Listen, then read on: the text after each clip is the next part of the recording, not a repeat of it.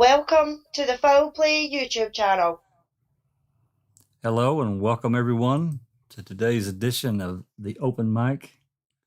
Today we're going to be talking about something a little bit different in our little world. Normally we're discussing the Avery and Dassey cases and a few others, but we brought this case from Alice, one of our regulars on our Foul Play Discord. And it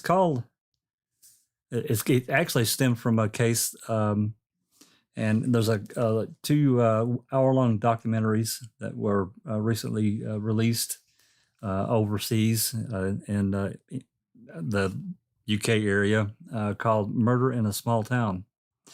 And it's about Luke Mitchell and Jody Jones. And, I'm going to say this right off the bat. I want everyone, this is another one of those cases that polarizes people, and we understand that. Please keep the discussion civil. Please be respectful. A young lady lost her life. A young man's in prison for at least 20 years or 25 years, whatever the sentence was. 20 years, I think, minimum. And so let's keep that in mind. Let's look at this from a perspective of, I walked into this, I didn't know anything about it. Alice has known about it for a long time, and I'm sure a lot of our friends from overseas have known about this case. I had no knowledge at all until recently. So with that said, I'm going to attempt to play a little clip here. It's an opening clip from the first documentary, and hopefully this is going to play and everyone can hear it. I will remind everyone that's here in the channel to, you'll have to unmute YouTube in order to be able to hear it. So let me see here. I just love technology. Should pop in there any second. There we go. I'm going to try to attempt to play this. If you guys cannot, you know what?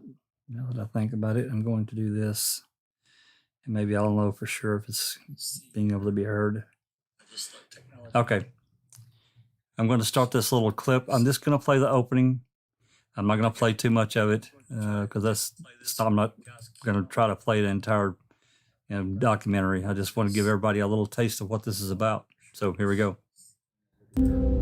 Now on Channel 5 and My 5, we look back at the tragic case of Jody Jones in the first of 2-part crime documentary, Murder in a Small Town. Be prepared for graphic descriptions of real-life murder which may distress some viewers. I just want to give everybody a little taste of what this is about. So here we go. Now on Channel 5 and My 5. It was late at night, it was dark, it was in the woods. I was shining the torch ahead of me and I saw something light and white. And as I got closer, I realised that it was Jody and she was dead.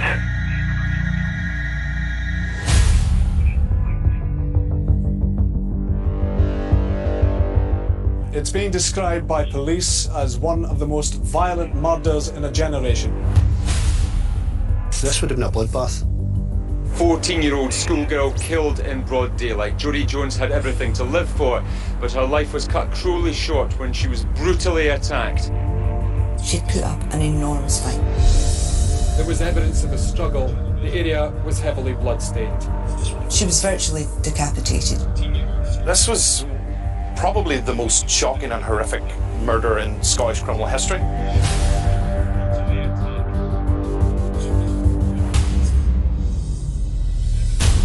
Children being accused of horrendous crimes tends to attract a massive amount of outrage.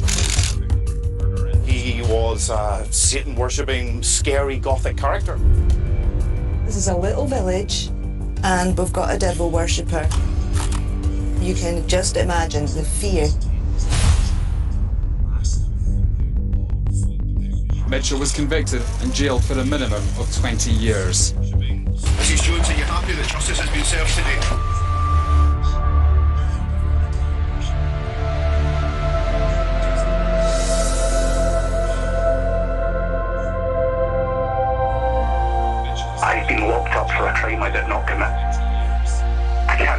clear. I absolutely did not kill Jodie.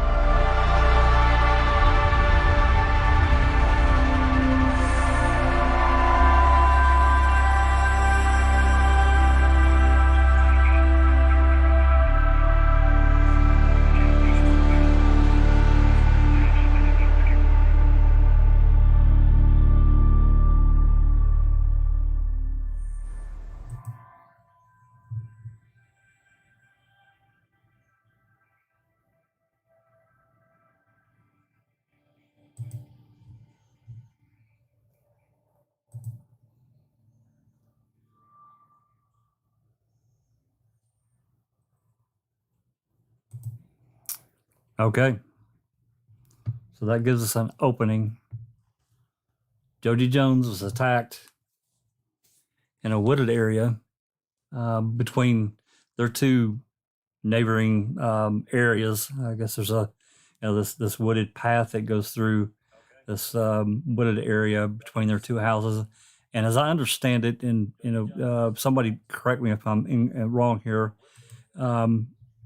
she was going to his house, and he was going, and they were going to have a little date or whatever. They've been dating for about 4 or 5 months, I guess, and in the process of her going to his house, he says he was cooking dinner with his mom and brother, and she was going there, and but she was attacked and killed. I mean, viciously killed.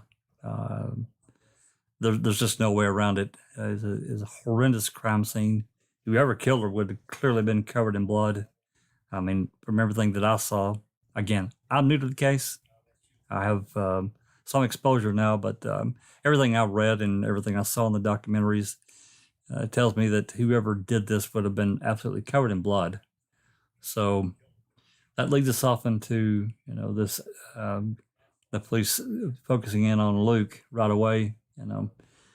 That goes into the search, and we'll get into a little bit more of that.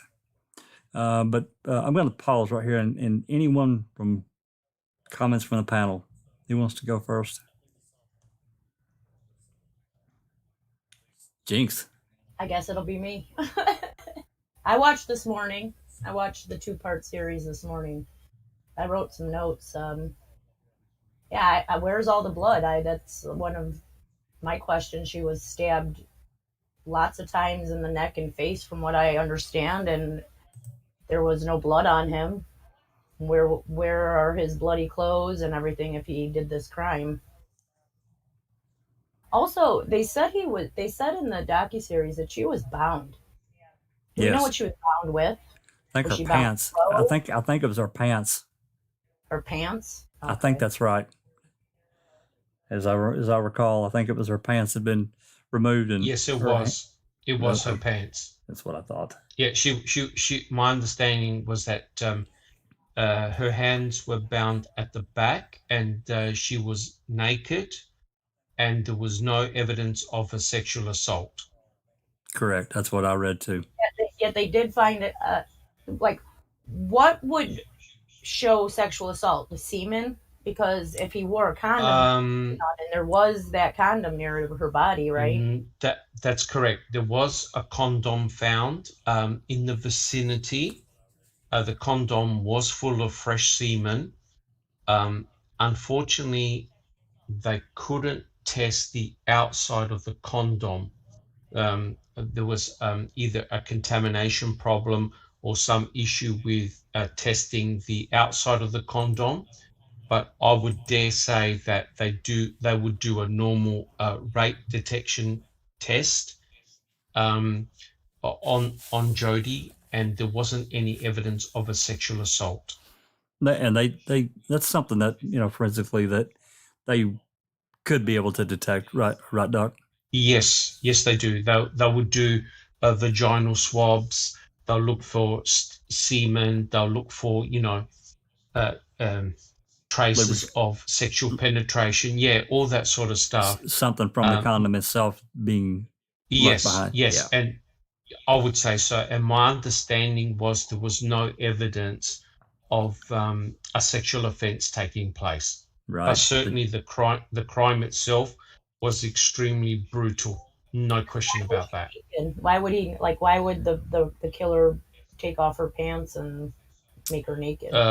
Well, It wasn't sexual assault. Well, this is, of course, very speculative. Maybe they did that to imply that there was a sexual assault, if you know what I mean. But again, that's purely speculative on my part. Yeah, Just add something. Please. Liquid Sunshine Crime said that they used the wrong test and compromised it.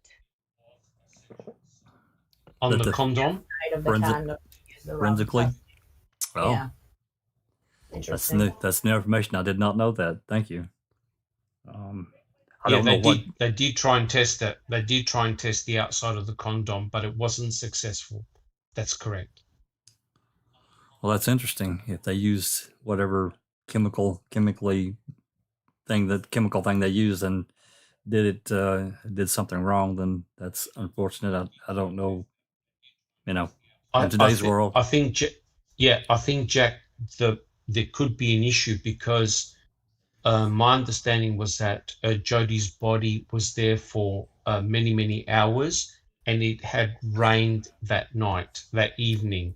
Oh. So you could imagine water. Oh yeah. Potentially can wash away a lot of very important crime scene evidence. So that could have compromised the crime scene. Absolutely. I have a question. Yep. Go ahead. Somebody in the chat just said Eager Beaver said that semen was found on the bra and shoe. If bra and shoe, or on whose bra and shoe? Eager Beaver. On her bra and shoe, on the victim's bra and shoe. That I did not know. I think Alice has an answer to that. Alice? Was it? I'm trying to talk and it might.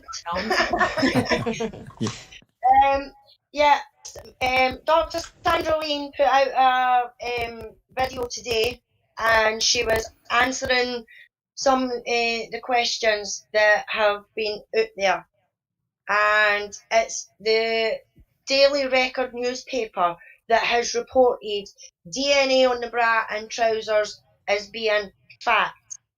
Now, Dr. Sandra Lean said the DNA on the bra and the trousers, the prosecution tried to make out that it was Luke's, but there was actually a mixed profile in there.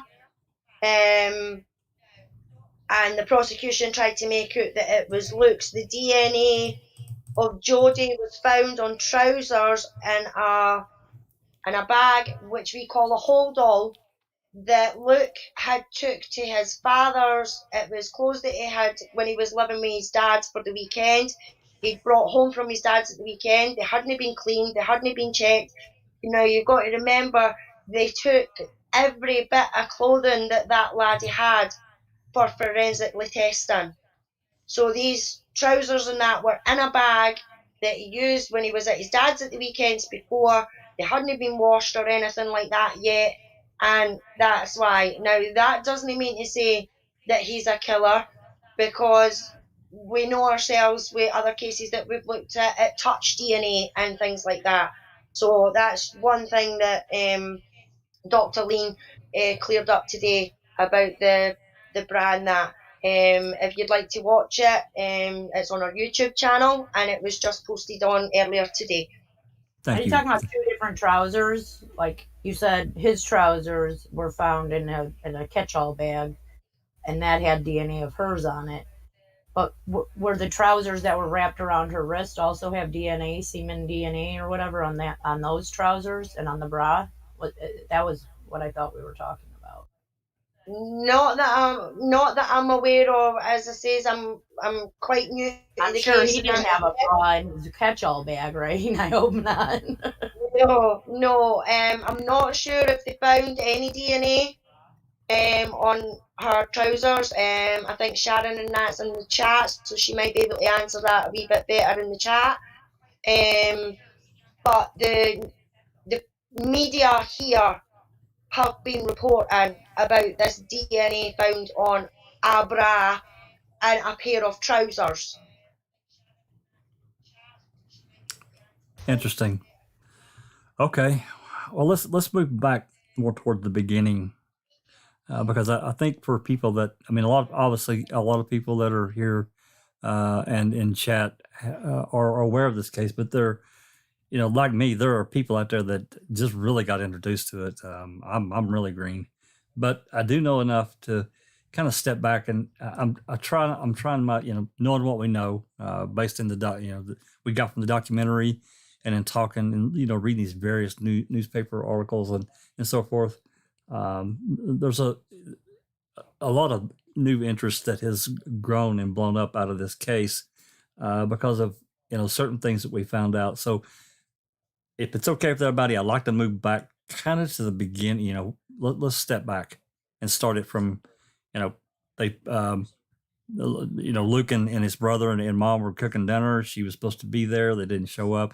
And I guess at some point, and I'm a little fuzzy here about, I guess Jody didn't show up, and Luke got worried. And then there was I would imagine some phone calls or whatever. There was a search that ensued. Luke joined the mother or the grandmother, Jody's sister, and her boyfriend. And Luke had his dog with him, I guess.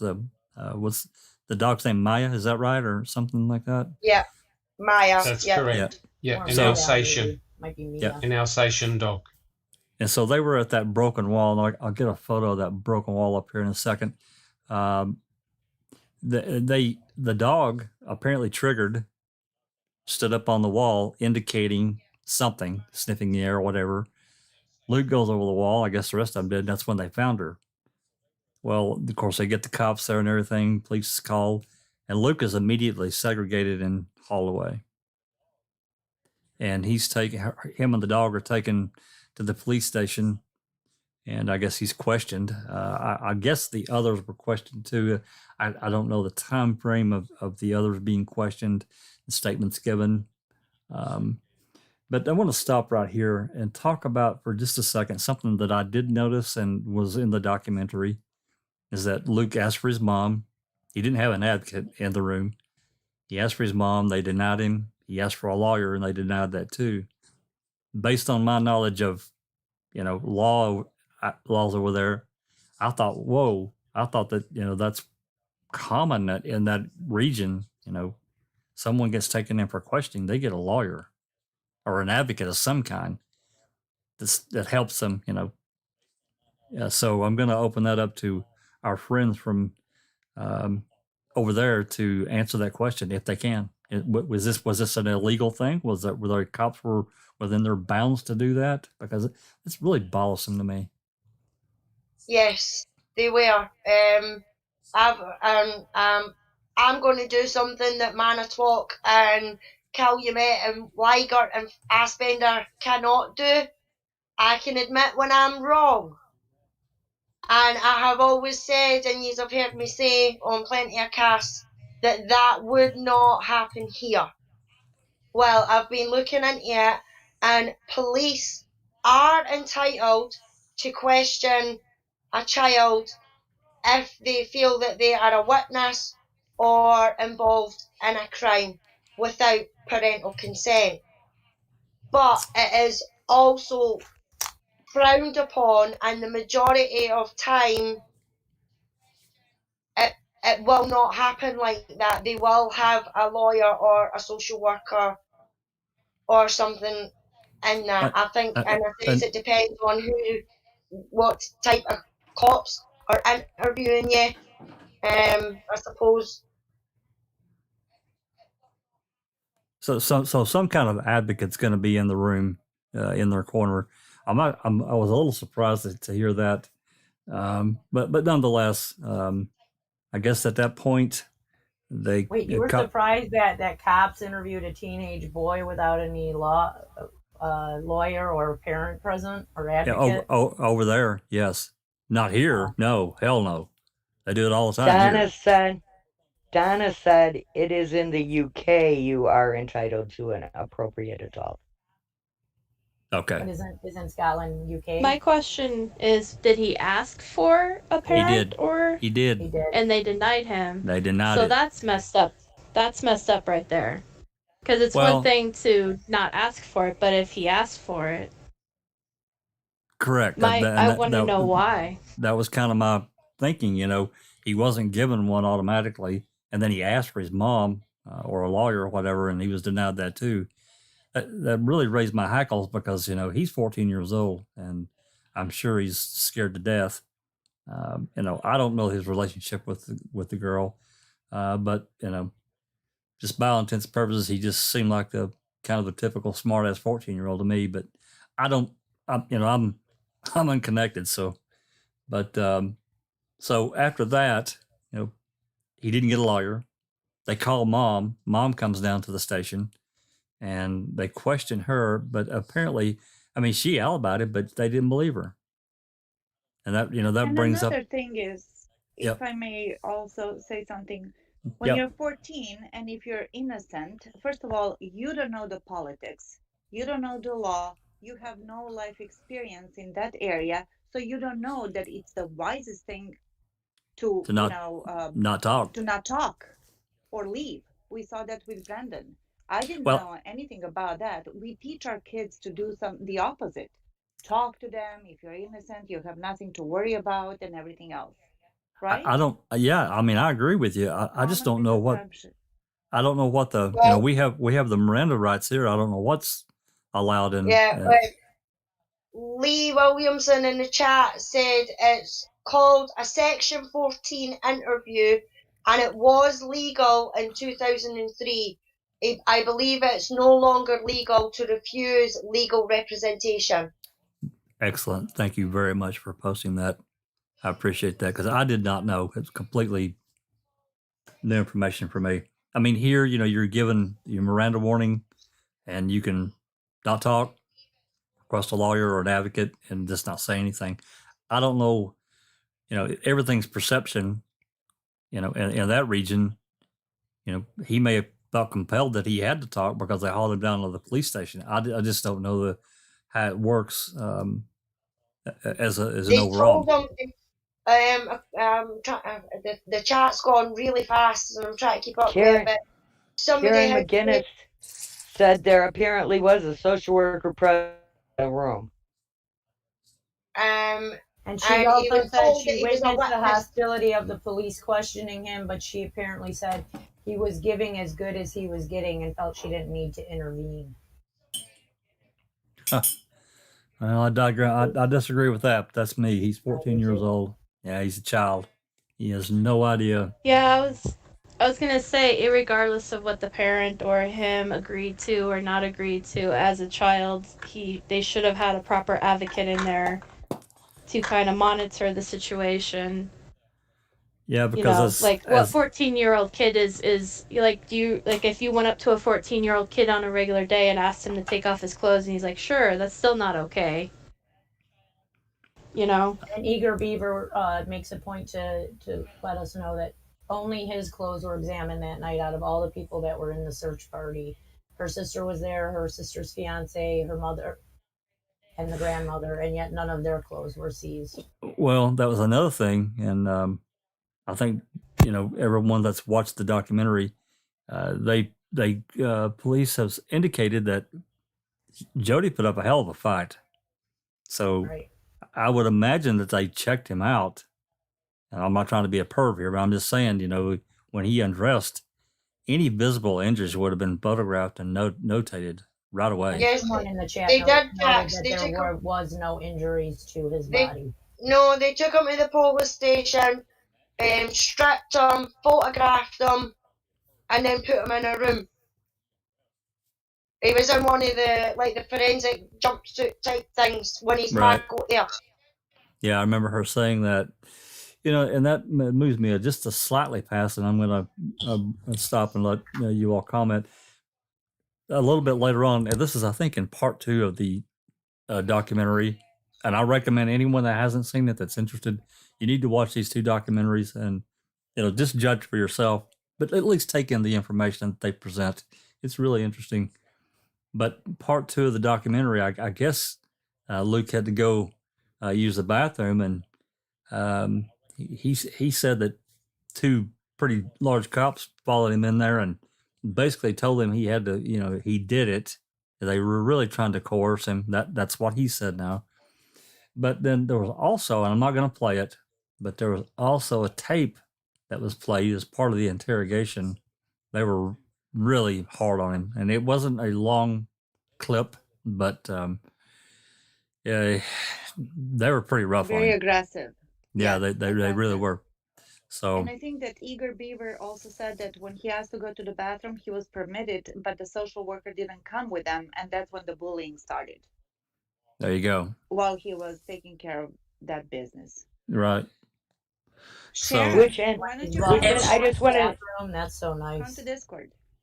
Yeah, I she was put just up going a to say that. if she put up Sharon a good Sunshine, if you want to come into the office and come on the phone mic with us, come on in. if You she know, Yeah, put I up like a I really said, hard fight, I was wondering what was under her fingernails. Yeah, did they scrape her fingernails? We don't really. I didn't hear anything about They anything. did his. They did his. yeah, I haven't heard and he anything about wasn't hers. showered, nor he had any injuries. Oh, And his were Dr. Lee dirty and his said, hair was a mess. yes, Like to and Dr. show that he Lean wasn't said that, showered or anything. and Dr. Lean said that she put up a fight, and he had no defensive injuries. Right. yeah, I sent Sharon Sunshine a message earlier How on did she put up Messenger. a fight though if she was bound? Was that before she was bound? Was she bound right there in the field or in the little wooded area where she was found? Yeah, That's she what was she said. bound by her own trousers, and if I remember right, it was after her she died. I think that's what they were saying. They bound her like after post-mortem or whatever. Yeah. That makes me think that her pants being pulled down was more of like a humiliation thing.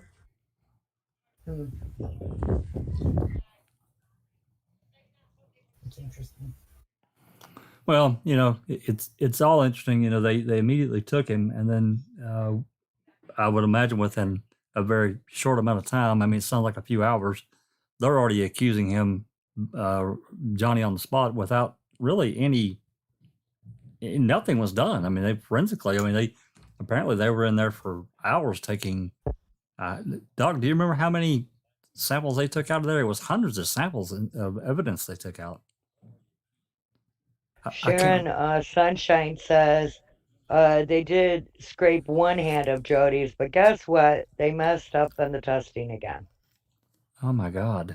And they only did one hand. Why only one? Why not do both? I mean, if you're fighting for your life, I would think you'd be using both hands. You're not just going to be like, oh, okay, I'm just going to box with one hand right now,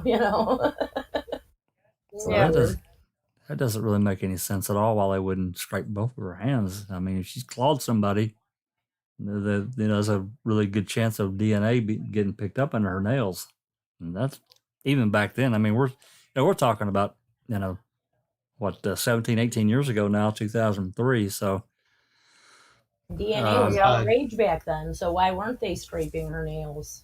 I don't know. Like everybody was using it now. Yeah. Yeah, I was just going to say that according to the documentary, close to 100 items of evidence was removed from the crime scene. So the investigators found hair, saliva, semen, and blood. And the comment I want to make, what I personally find very frustrating in this case is that we can't get access to the original court documents nor the forensic reports. So that's why we're speculating on a lot of the aspects of the case, simply because we can't get access to those documents like we can in the Avery and Dassey cases. And it makes a huge difference when you don't have those documents. It really does. Well, yes, because Biggie 1982 said you should also read the minutes from the court case and the failed appeals. Don't just watch a TV show. Well, we would love to, but we can't get hold of it. How do I just ask him that in chat? How do we? Well, it's a reminder get hold of that? it's a reminder for me, and probably even Jinx as well, of the early days of Making a Murderer. We had nothing except for what little bit we could find online. That and screenshots. Look at this evidence they showed in me. Look at this evidence. Screenshot. We literally had almost nothing, so we were having to guess and speculate, and it turned out a lot of that was complete garbage, and we were so wrong because we just simply didn't know. Eager Beaver says pants in Scotland are underwear. Yeah, that they call pants underwear, and trousers are what we call pants. I thought they call them knickers. Right. I thought they call them knickers. I would call them knickers and all, but we're not all ladies, mate. Pants and knickers is your underwear, and trousers are your trousers. Pants. Hey, Jimmy, where's your trousers? Okay, here we go. Here we go again, Alice. I didn't know what fanny meant over there, so. Some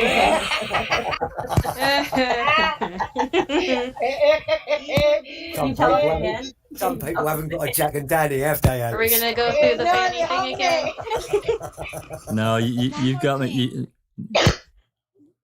What's that? Eager Beaver said they sent a pathologist, I guess a coroner, there, but she said she could not get over the V in the wall where Jodi's body was. So bring her a ladder. Did she go around? Why didn't she take a long way around? That's her job. No, she went away.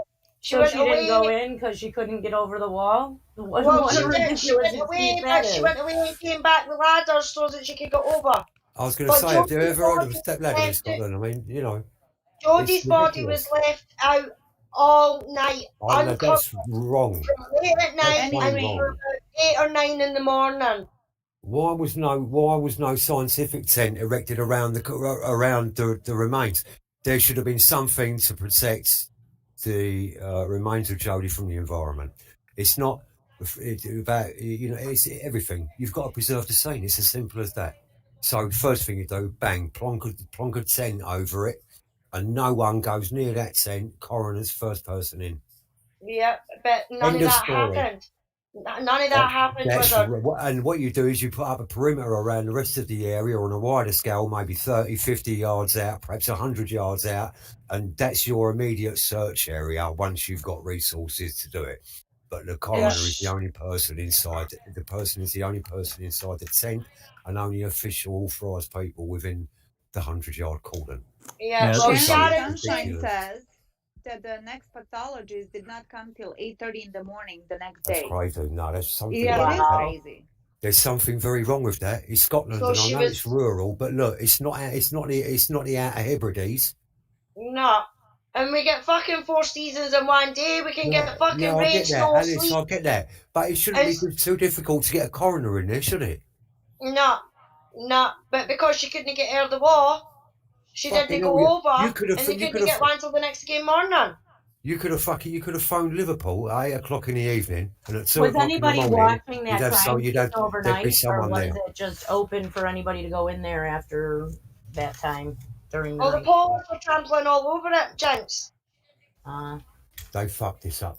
They fucked the in the dark where they wouldn't have been able to see evidence, right? And did they bring in lights and all of that stuff? Like how did that? Like, because they found her at 11, I think. Liquid Sunshine said they found her about 11. Sharon saying they cut the shrub away that was around her before scenes of the crime, people, so police could take pictures. So they cut away the brush pictures in the state it was before they even took pictures and stuff. So that could have had potential evidence. Yes. Yeah. Can I just sort of make the point?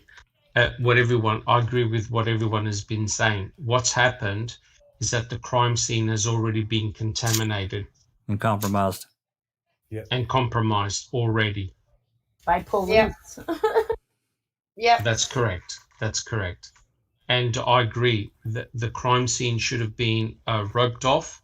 There should have been a tarp or a tent put over the body, and immediate processing. Yeah. Before you lose vital crime scene evidence and limit the access, Doc.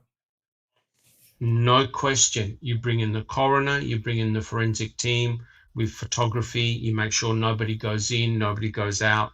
It's Were all they guarding the documented. body? Do we know that? How far are you from Edinburgh, Alice? How far is it from Edinburgh where this occurred? It's on the outskirts of Edinburgh. I'm 10 miles outside Edinburgh. Well, there must be an on-call. There must be an on-call coroner. So why they couldn't get there until 8:30 in the morning? I mean, where was he? In a brothel, gambling? You know, in the pub somewhere. What a fucking joke! Yeah. I mean, especially when it's a young lassie's body, and they know it's a young lassie's body. Unreal. You know what I mean? Where's the dignity for Jodie with that? You know That's what I the mean? thing, you know. This whole, that's where really what it comes down to is she was mistreated, and just from what I can tell from the outset, so was Luke. I mean, I'm not a cop. I don't do cop things, and I try to understand the mentality. I do, and they're trying to. I'm sure they're under immense pressure immediately. They've got a really nasty person, monster. We haven't really discussed it, but she was damn near decapitated. She was cut. She was cut on her body. Horrific. It was horrific crime. That's what I'm saying. That whoever did it, unbelievable. I mean, whoever did that is a real fucking monster. Make no mistake. absolutely. And They whoever are did a it, real monster. they're covered. They had to be covered in blood. I mean, I don't know any way around it. There's no way. Even if you did it from behind, if you did it from directly in front of the woman, listen, there's going to be blood everywhere. Everywhere. With 12 to 20 neck slashes. Even if you're behind her, you are still going to get one of your arms at least absolutely fucking drenched. That's right. So she completely bled out. Oh, right. She lost all her blood, and the investigators were talking about 4.5 liters of blood. That's a huge amount of blood, right? So and he didn't have a drop on him. That is just impossible. They didn't find any. Nearly decapitated her is what crazy. they said. Yeah, that's correct. Crazy, absolutely crazy. Got... How anyone can believe that Luke did this and was spotless 2 hours later? It must be. They need a checkup from the neck up.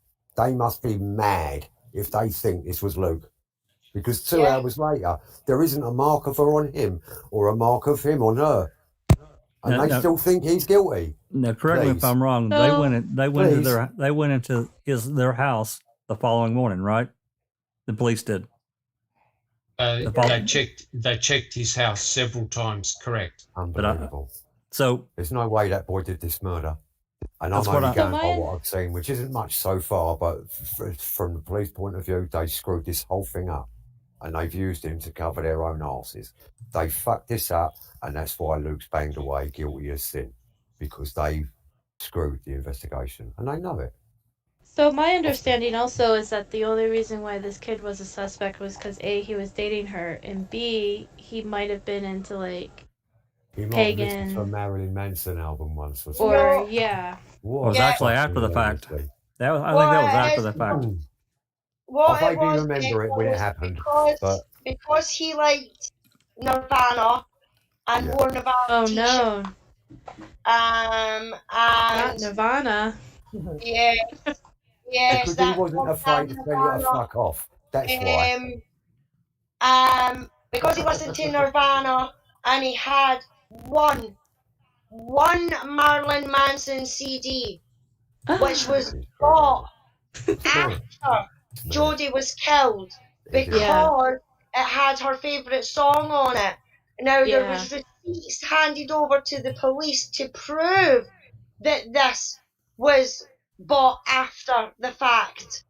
But because he had this CD and he had a knife in that in his room, and he had scribbled writing on his room, on the pouch of the knife and everything like that, the media ran amok with that he was a Satanist and was into the devil and everything like that, because he was writing 666 on his school jotters, and there was slogans and things like that, which were actually verses from Nirvana songs, which is on the knife, and there was sayings from other songs that he'd scribbled on his books and things like that. Now, my son was into Nirvana and Manson. I was into Manson. Yeah, It doesn't I was make just me gonna a killer. say. I was just You gonna know? say I'm very into that kind of music. I wear black T-shirts and like it always, that defense or reasoning always kind of blows my mind because Yeah. it's But just ridiculous. It's a yeah, ridiculous excuse. it is. But the fact as well, though, Becca, is that there is actually a receipt to prove that this was bought after the fact, and he only got it because one of Jodie's favourite songs was yeah, on it's on that it. CD. You know? So then, and my So question it was her is who that liked part Marilyn of Manson is what you're saying. he The one who is liked there a is that part of the motive that they're claiming was some sort of satanic ritual? Yes. Well, Manson done a painting of the Black Dahlia murders. Yeah. So because he done that, the press jumped on the fact that, oh well, Luke must have got it for that, because he was into Manson and everything like that. So he must have got the idea from that. But the police and computers and everything and searched them, and there was not one thing there on his computers to anything to do with the Black Dahlia. Nothing. Well, there was something else too about the Black Dahlia, the killing of her. Elizabeth Short was her name, I think. Is that right? Short. Elizabeth Short. Yeah, and there was some similarities between her killing and Jodie's killing. I think they wanted to make that leap, which is beyond ridiculous to me. What was similar? Was she cut completely in half at the waist? Spread out, spread equal? I mean, where are the similarities? Yeah, Elizabeth Short was. Well, I think that they're thinking they're just saying because of her being cut. She was bound and stabbed in the neck and face. I mean, that doesn't sound like the Black Dahlia. Well, that's kind of what one cut across her mouth. I think it was. Sorry for jumping That's in. right. The Black Dahlia. I used to be a butcher, and I was trained how to kind of bone meat and dissect joints as a kid. Can you tell me about the Black Dahlia? Was she surgically separated? She was surgically bisected. She was surgically bisected. Wow. Yeah, they think it was she was done it or a surgical tool. Actually through the joint. That's mad. Yes, cool. It was through a specific vertebrae, the only vertebrae in the body that you can do a bisection.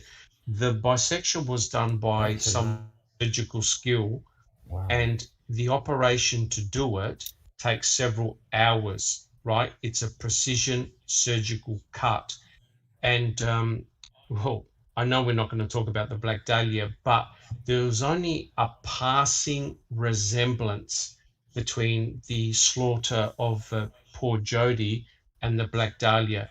Like both of them had a slash on their face. Basically, I think it's called the Glasgow kiss.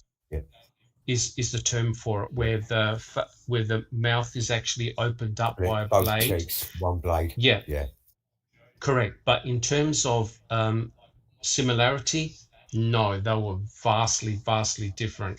Cool. But she was cut all over, wasn't she? She wasn't slashed like that. Like, could that have been something that happened to her after being slashed several times in the face? That it just seemed the same, or was it one cut that did it because she was stabbed all over? They said she was stabbed. Are you talking about Jodie? Yeah, you're talking about Jodie. To me, it looks more like a frenzied attack, whereas with poor Elizabeth Short, it was hours of torture, deliberate torture. She was alive when she was cut, stabbed, and then she was eventually exsanguinated. All her blood was removed. She was scrubbed surgically clean with a brush, and she was cut in pieces, and then she was displayed like a piece of artwork. It was all done deliberate. And I only just mentioned some of the things that were done to that poor lady. Yes. Wow. To me, with Jodie, it's more like a very sudden, hurried, frenzied. Moment. Oh yeah, very quick frenzied attack. Kind of, so My main frenzy question effect. is then if they're trying to say the motive with Jody's murder was satanic reasons, was there anything at the crime scene that would lead them to believe that it was satanic other than the fact that she was murdered the way she was? No, there was nothing from on my understanding of the crime scene that suggested satanic overtones. It all came from Luke's background, basically Gotcha. his dress sense, his type of music, and of course, and Jack will put it up, it's a complete 100% media beat up. Yeah. That was my main question, because if the kid wore a black shirt, then it, what of the murder scene? Was there anything left from the killer in the murder scene, like No, I mean, weapons or DNA on the no bra and on weapon. the trousers, right? Or did they say pants? I don't remember which one they said now, and now I'm a little confused. But Yeah, nothing. There was nothing that could link the murder to Luke forensically, right? Not one, nothing. There was no knife. Now, my understanding, apparently, they did find the knife somewhere that was buried, but I'm not sure whether they were able to determine whether there was a forensic link to what I happened actually read to a Jody. newspaper article that was they found a knife that was like a quarter mile away from where the incident was, and they were having it tested, but I did not find out if it was that knife. Like it wasn't. I don't know if they ever like named it as the murder weapon or anything. Or found any DNA evidence on it. Correct. Yeah. There's Mag Welch said Luke was getting guilty no matter what. Well, no, in fact, the establishment put their own people in the jury to confuse other jurors into thinking Luke was guilty. They needed a quick arrest. See, that's where we were deprived of having the voir dire and all the legal documents to see that trail of evidence or trail of documents where we can look and say, hey, who is this person? Because we've questioned in our own experience here with Brendan and Stephen. And I have a question or something about the press. Yep. Like everyone's talking about the press in this, like in the chat here. Do you think that maybe sometimes the cops make these mistakes also because of the media that's surrounding a case and the pressure to actually solve a case put on them by the media? Sure, I do. They say, oh, well, he was tried in the media, but was it because of the pressure on the cops? Like they're not used to having these big cases and stuff, and all of a sudden there's all this, well, people in there. It's kind of a self-serving monster. We've seen it before in not only the Making a Murder case, but other cases. It feeds itself. And if a reporter or someone in the media turns something on its head and asks a certain question, sometimes that can take a hold, even though it may not be true. It can still take hold. It's kind of like this devil worship crap. They really vilified, and I've only looked at just a small portion of the stuff because I was asking Alice about it because she lived through it, and I'm sure Wizard did too, Sean, and seeing apparently it was on pretty much every day, for them. Yeah, it was on every channel. Do you think that, and that every the pressure newspaper. from them kind of like indicates where Yes. they're looking then, like where the cops actually then looked, like they get blindsided and don't look anywhere else because the media is saying. I vaguely remember it when it happened. I was working in the city at the time, and it was it wasn't a buzz, but it was mentioned in our office a few times. Yeah. And even the English press was saturated with this shit.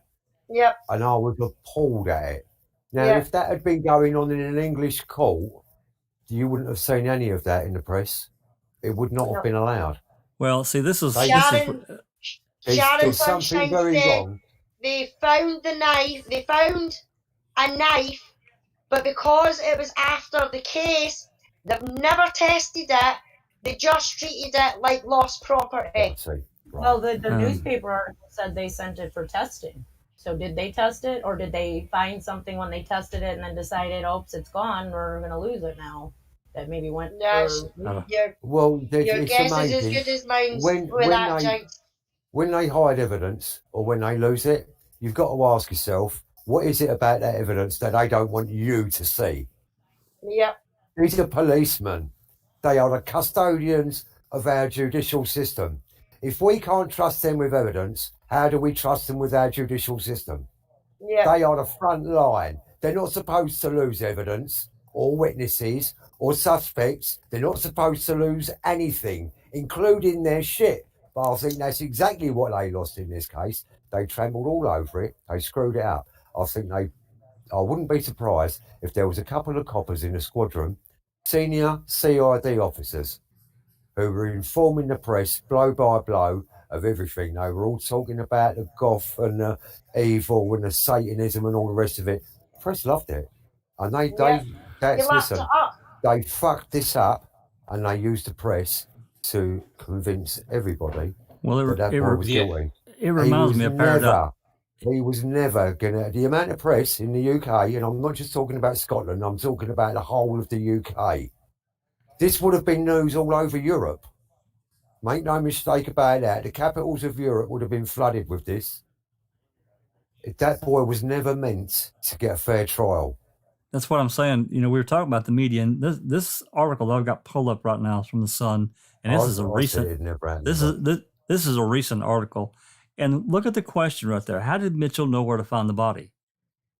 It's a completely misleading question. I mean, in my opinion. Yeah, of course it is. Because he didn't. It wasn't Luke that found the body. The dog found the body. That's what I'm saying. You know, he's going down with. So why did they hide that? But more to the point, why are the press pushing the idea that he did find the body? Because the police have gone out of their way to make sure that no one finds out about the dog find. But we do know, don't we? So, you know, it blows that out of the water. What else is going to get blown out of the water as far as the Crown's case goes?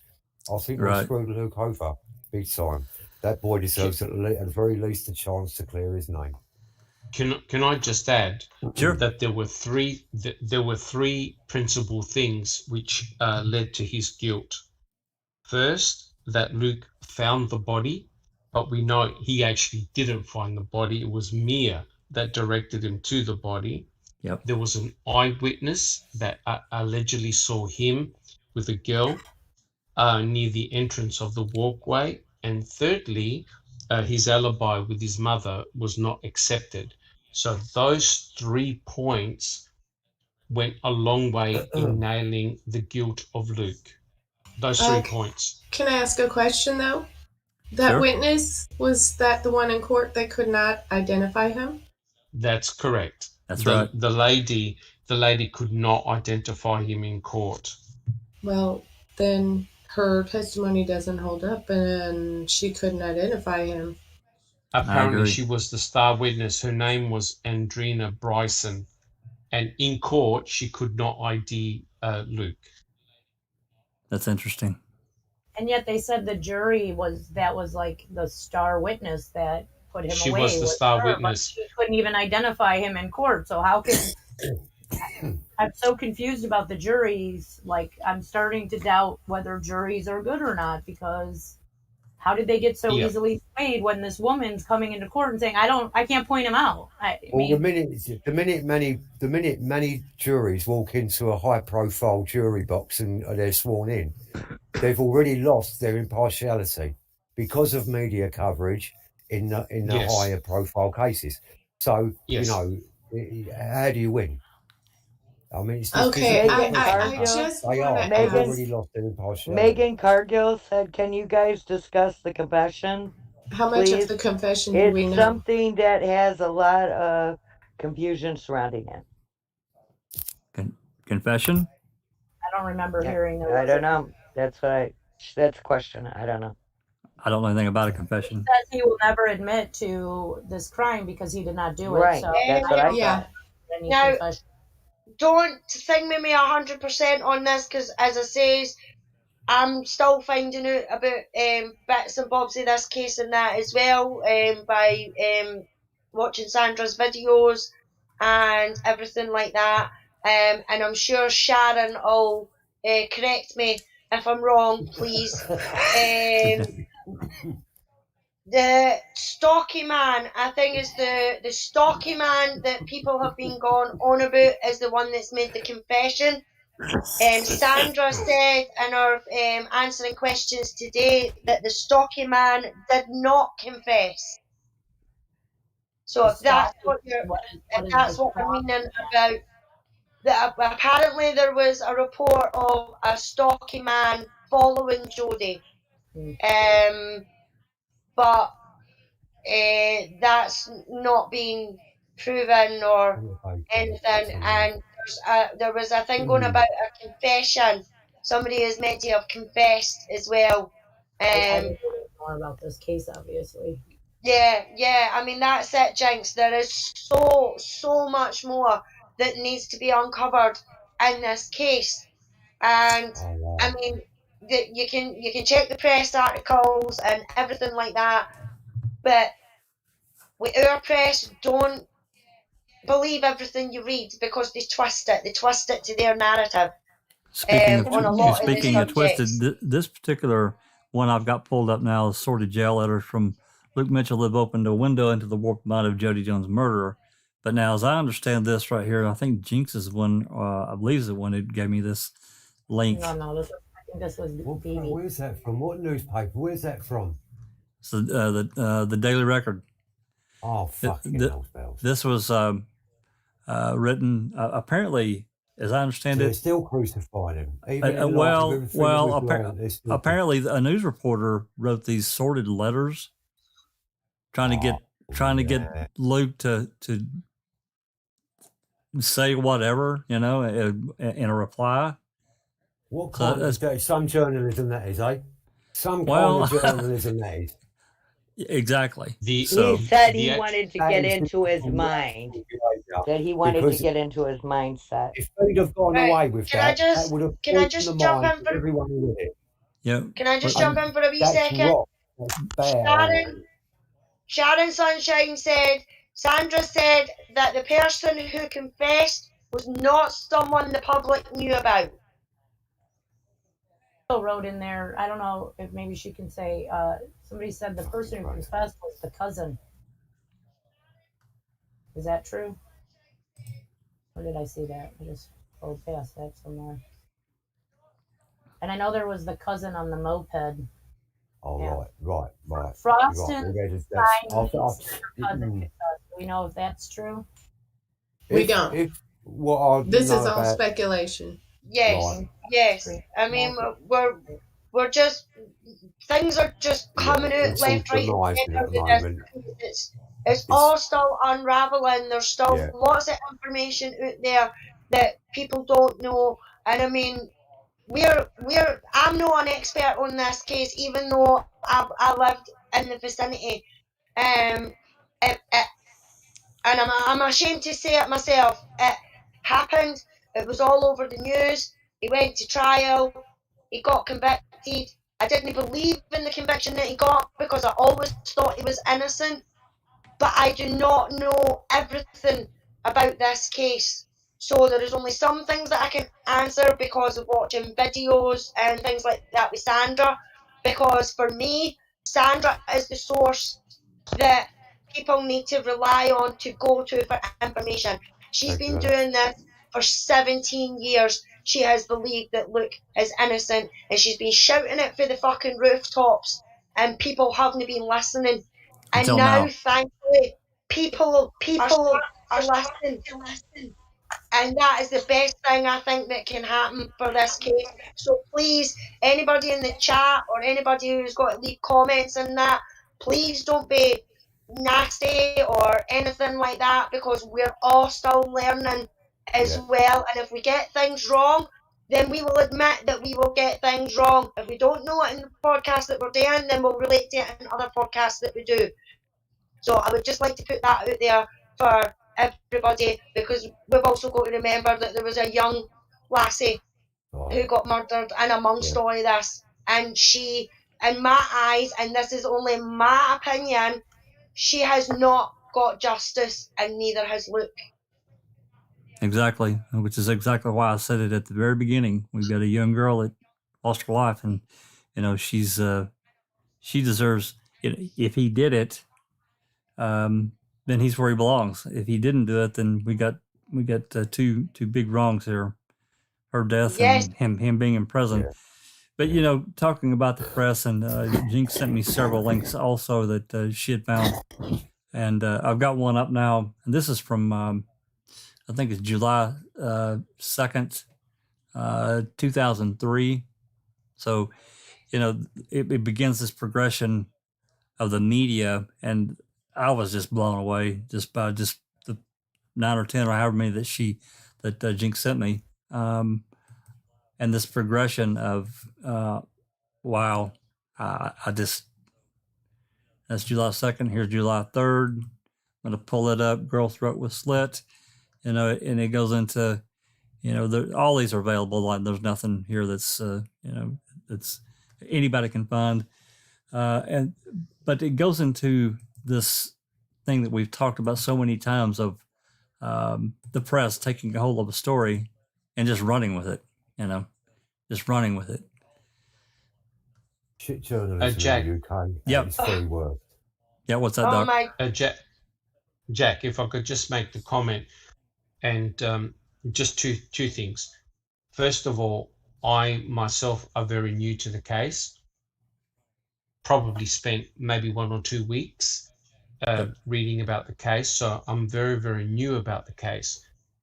So I feel very awkward even commenting on this case, because I know that there are individuals who have been following this case for, since 2003. So I personally know very little of it. I could only have a look at what the parallels are to the cases that I know well, the Stephen Avery, Brendan Dassey cases. I can see many parallels. But just my second comment is this. I remember when the Stephen Avery, Brendan Dassey cases broke, there were reporters that said murder is hot at the moment. And just echoing what Wizard and everybody else has said, I think the press really were trying to sell as many newspapers as possible. Of course they are. And to sensationalize the case to a ridiculous point. And there's no doubt that the police had reporters that were cross-feeding information to each other, and then information from the police went to the press, and then the press put that information to the public. So the public was being fed all this misinformation. So what happens is when you get the jury pool, most of them have already made up their mind before they even step into the courtroom. I remember that quote, Doc. That was NBC 26 reporter. Murder is hot. Sorry, guys. This might give you an idea of just how bad our police can be. Sandra had a death threat at her home, and she phoned the police, and the police said, "What do you expect for upsetting the family?" and refused to help her. Wow. I also believe that police may have been under pressure to solve, quote unquote, this case, because it's a small town where nothing ever happens, and all of a sudden, boom, this gruesome murder. Neverly, this has just happened. This has just happened since the documentary. Oh wow. She had a death threat. Somebody, she had a death threat about the case, not about Sandra. Oh, right. Sorry. Dr. Silkman? Sharon Sunshine said, Dr. Silkman, I can set you up with Sandra if you want to connect. Yeah, that'll be awesome, because like I said, I feel very awkward commenting about this case without having seen the court documents and having a look at all the forensic evidence that's there. We were very spoiled and lucky with the Brendan Dassey and Stephen Avery cases that we were able to look at the reports and read them and make sense of what was going on. Here, I haven't seen anything in terms of the forensic evidence. what it points to, what it doesn't point to. And I know that Sandra today in her presentation mentioned partial DNA profiles. That is very, very significant because quite clearly, if you've got partial DNA profiles found at the murder scene, all that forensic evidence has to be retested so you get a full genomic profile, because it could well lead to the killer or killers. Yeah, and I apologise. I take back what I said about it happening recently. Sharon says the threat was years ago, but it still gives you an idea of how the police were handling the situation. The woman's getting death threats, and all they say to her is, "Well, what do you want us to do about it?" Basically.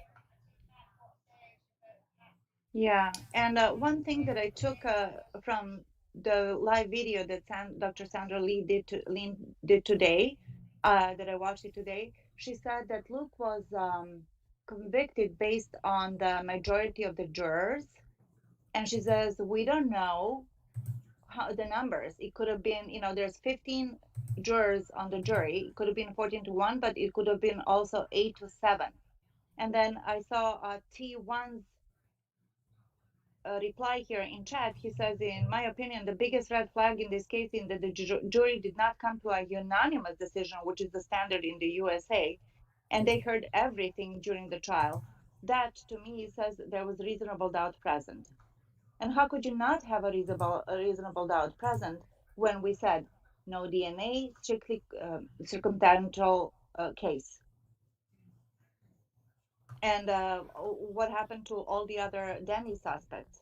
They're coming out now, but it seems to me that, they just wanted to quickly solve this case because of the pressure, because it's a small place where nothing ever happens, gruesome murder, and they had the boyfriend, so the direct link. But what was the motive? Was the motive ever discussed? I didn't hear the motive. I've never heard of motive, and that is interesting. Other than he was had 3 post notes in his room about something about Satan at 14. Who doesn't? Yeah, I didn't remember anything about any violence that kid had done. I mean, yes, I don't remember anything. He wore baggy clothes. Big deal. Yeah, I mean, right? he wasn't part of the necessarily cool crowd at the time, whatever that was. So he gets singled out. Yeah, I mean, people forget. I mean, he was a 14-year-old kid. And they singled him out where they took him out of school for a couple of days. Yeah. They didn't want him to be at school, worried for his safety. That brings up, our next step, moving a little bit forward. I guess that, I don't know how long they held him there at that first night, but I guess he was let go. And then, as time went on, I don't know Alice, how many days afterwards was Jody she buried? Do you remember? Like a week, maybe? That I'm not 100% sure on, Jack, so I wouldn't like to say for certain. So, but anyway, we can probably figure it was several days, and they wouldn't allow Luke and his mother to attend. They felt like that it would cause trouble, and because he had already been singled out. So I guess my point of that is that I think that Doc can agree, and everybody here, this young girl is killed. Her boyfriend and his mom are not allowed to come. He's already been singled completely out of everyone. Well, yeah. I've just looked at the news pressings that have been coming up on the YouTube, and the press done such an excellent job of isolating him that kind of they even turned his school friends and everyone thought he was guilty, and they actually excluded him from school, as they said, for his own safety. Well, if you look at these guys, if you look at these guys, if I'm going through them, you can see just about every single one that I went through. Luke Mitchell is mentioned, every single one of them, and they could have barely even finished a lot of the forensic testing. I mean, I don't know how they could have got too far into it, but I think it's that aspect of it. Well, I mean, they screwed it up so bad. It's complete. it's complete Horrific. reminder for me from making a murder, early days of making a murder, and it's everything the media all over again. Yeah, it's oh my mad. God, it was terrible. I've been and saying for years what I would happened just in like to say Manitowoc. thank you to Sharon Sunshine. She says Jodie was buried in the beginning of September. So she was killed in the June, and she was buried at the beginning of September. Okay. Thank you, Sharon. Yeah, I appreciate that. So He walked from the kill site all the way home. He must have been drenched in blood. Where's the evidence? And no one saw him. No and one saw him. That was a pretty open area. There were unbelievable. There were houses everywhere. He was on a road. Really? It was an open road. I don't believe a word of it. You know there were cars driving by. Did he have a mobile phone? Because I'd like to know if he phoned Scotty and asked Scotty to beam him up. Because it's just mad. What was found in his home? Anything? Nothing. Nothing. They didn't find anything. There was not one speck of evidence at all. They didn't find anything because it wasn't him. Well, moving, even beyond that, they were talking about the testing and all that. The day, and let's see now. So it was September when she was laid to rest, and he was arrested, if I'm not mistaken, right after that. It was in April 10 months. 2004. Yep. 11 months after the murder. Yeah.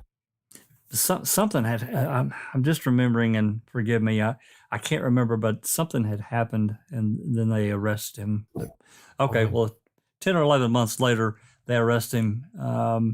But we know in the meantime, and I passed by a couple of articles, there were people, we've talked a little bit about, other suspects in the case. The Moped boys, well, let's talk about this other fellow that came forward.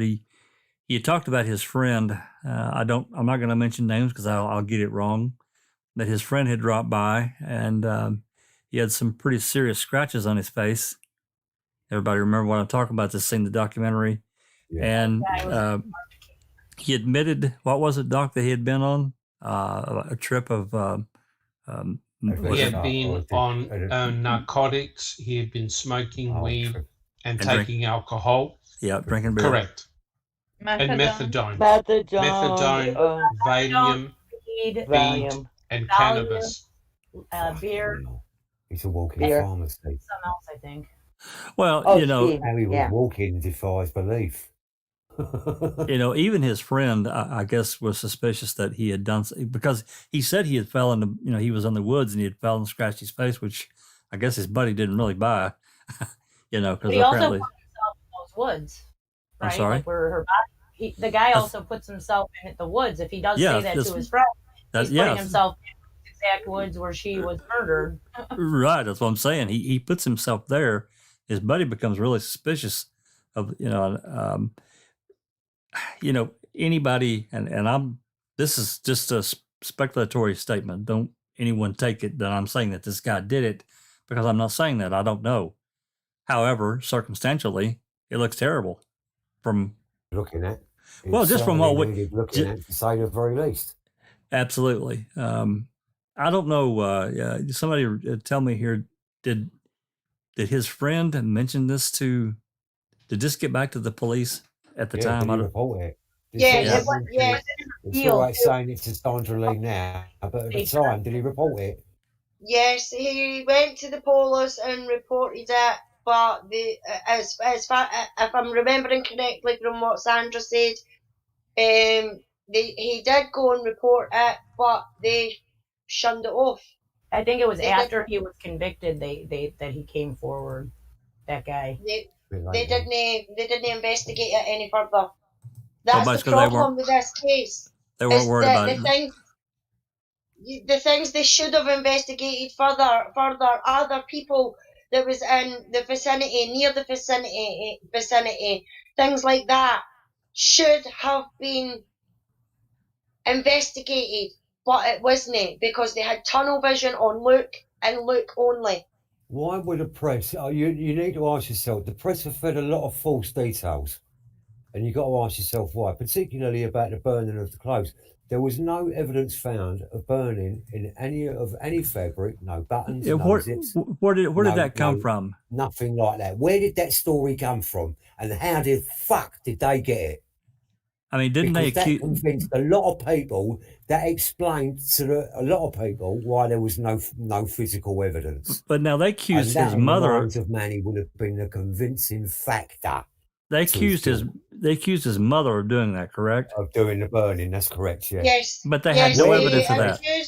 Where did the press get that information? They even arrested her, didn't they, for tampering with evidence or giving Yeah, a false perjury. Yeah.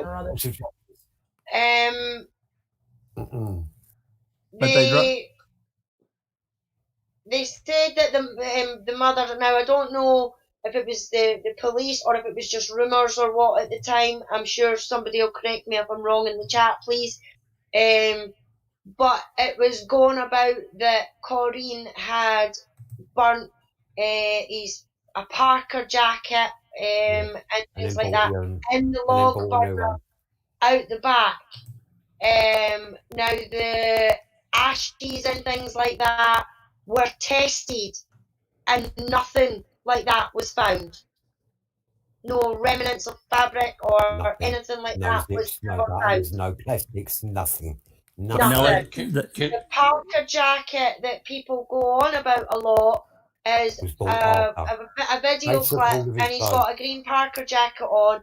That was also bought after the incident because the police took all his clothes. They would have taken every scrap of clothing that he owned, yes, and they would have tested it for residue of her blood. And when they done that, they left him with virtually nothing, apparently. So his mum had to take him out and buy him another set of clothing. It's no surprise he had a new fucking coat, is it? Yep.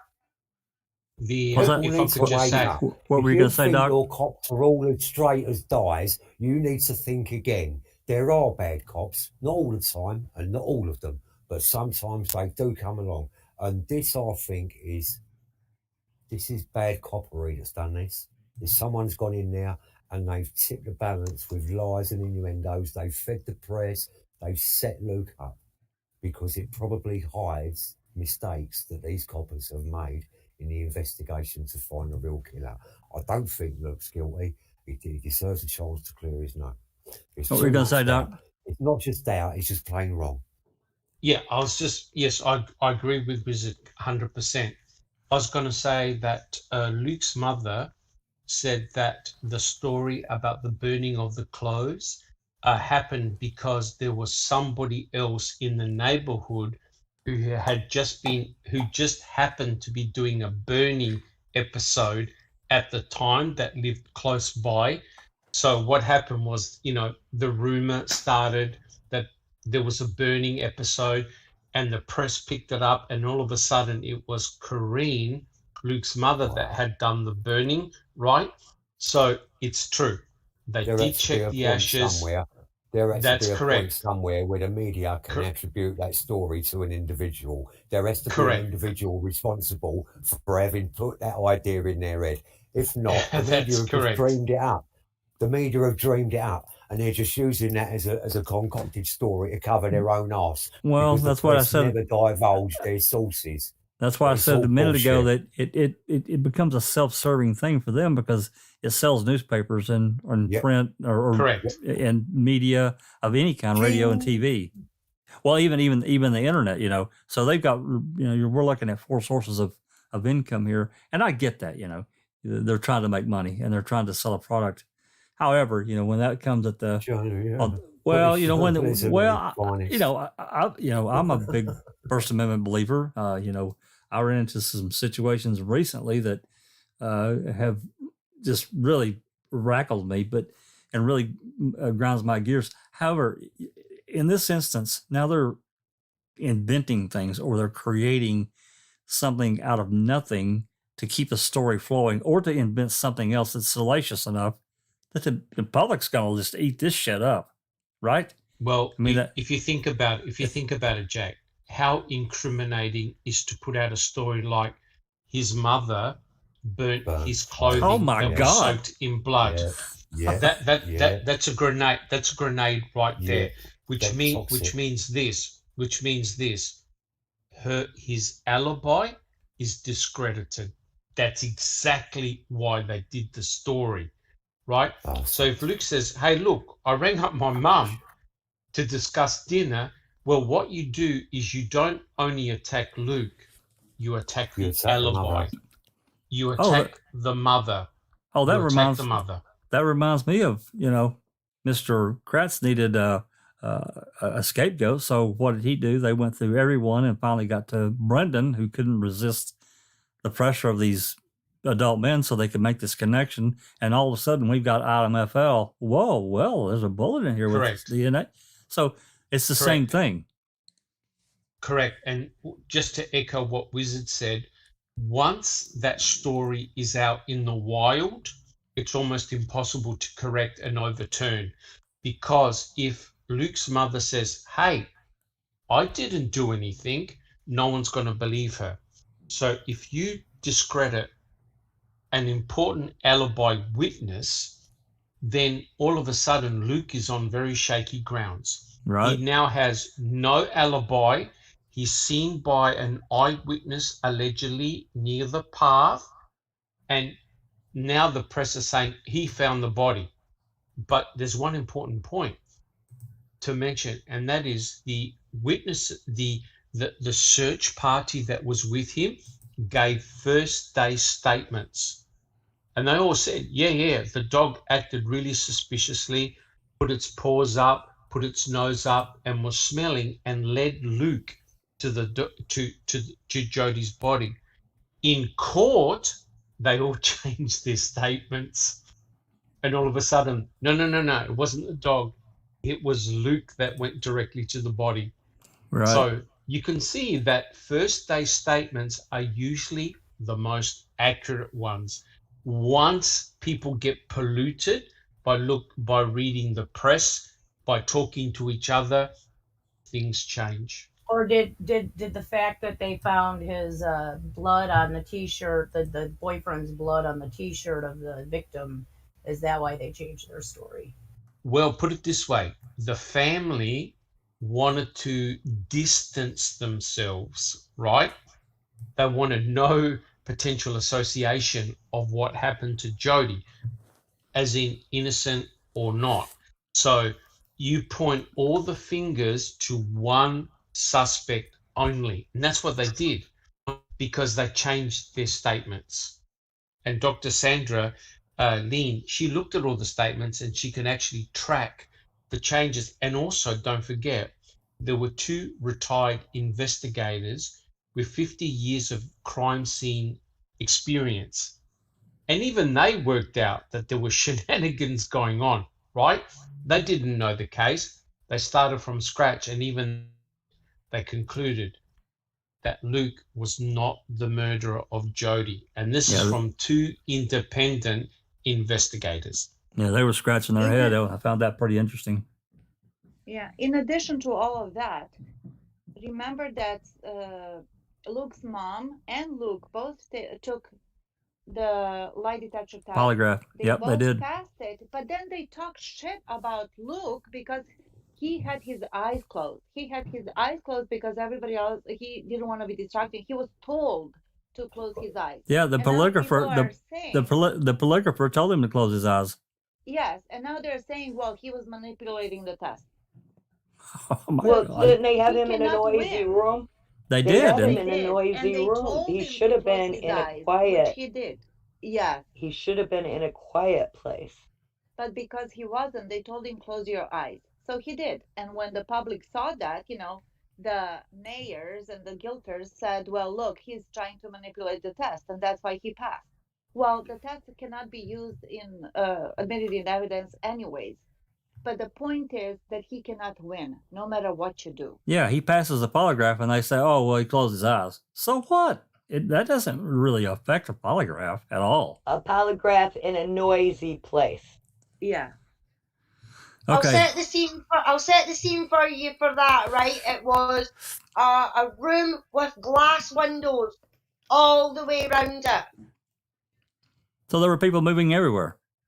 There was prisoners on the floor and everything like that. So he was in a room with glass windows all around it, no blinds shut or anything like that. So he would have been distracted all the hell if he hadn't. He would have been distracted all the hell if he hadn't closed his eyes. Yes. According to the polygrapher, the guards were pulling faces at him. Yeah, oh my God. Trying to distract him. So they told him to close his eyes, and that's why he closed his eyes. How professional of the guards at the jail. Yeah. If they, But if that's they were, why people now jumped on the bandwagon and says, oh, but closing his eyes and that, that's him trying to slow down his breathing and everything like that. if they were doing that in front of everybody, just imagine the treatment he gets when the cameras are off. Yeah. But I mean, that's fair enough. Lie detectors, and you know yourself with other cases that we've been involved in, and that lie detectors and that are not submissible. They're not submissible here either. So that's fair enough. But for Luke, people could question Luke, but this and that, but that. That's fair enough. But when him and his mother pass a lie detector on the same crime when they didn't know what the questions were going to be or anything like that, they were done, I think it was 9 weeks apart, they were done, and both of them passed. So Think about the other side of that, Alice, Doc, everybody. Think about the other side of that. Now, what if they had failed the lie detector test? We would still be hearing about it. Oh my God! Right? Damned if you do, damned if you don't. That's my point that I was trying to make. This was just like a lose-lose situation for him Sure was. and for his mother. The mere fact that they targeted him, isolated him, mother couldn't be present, her alibi, she was his alibi.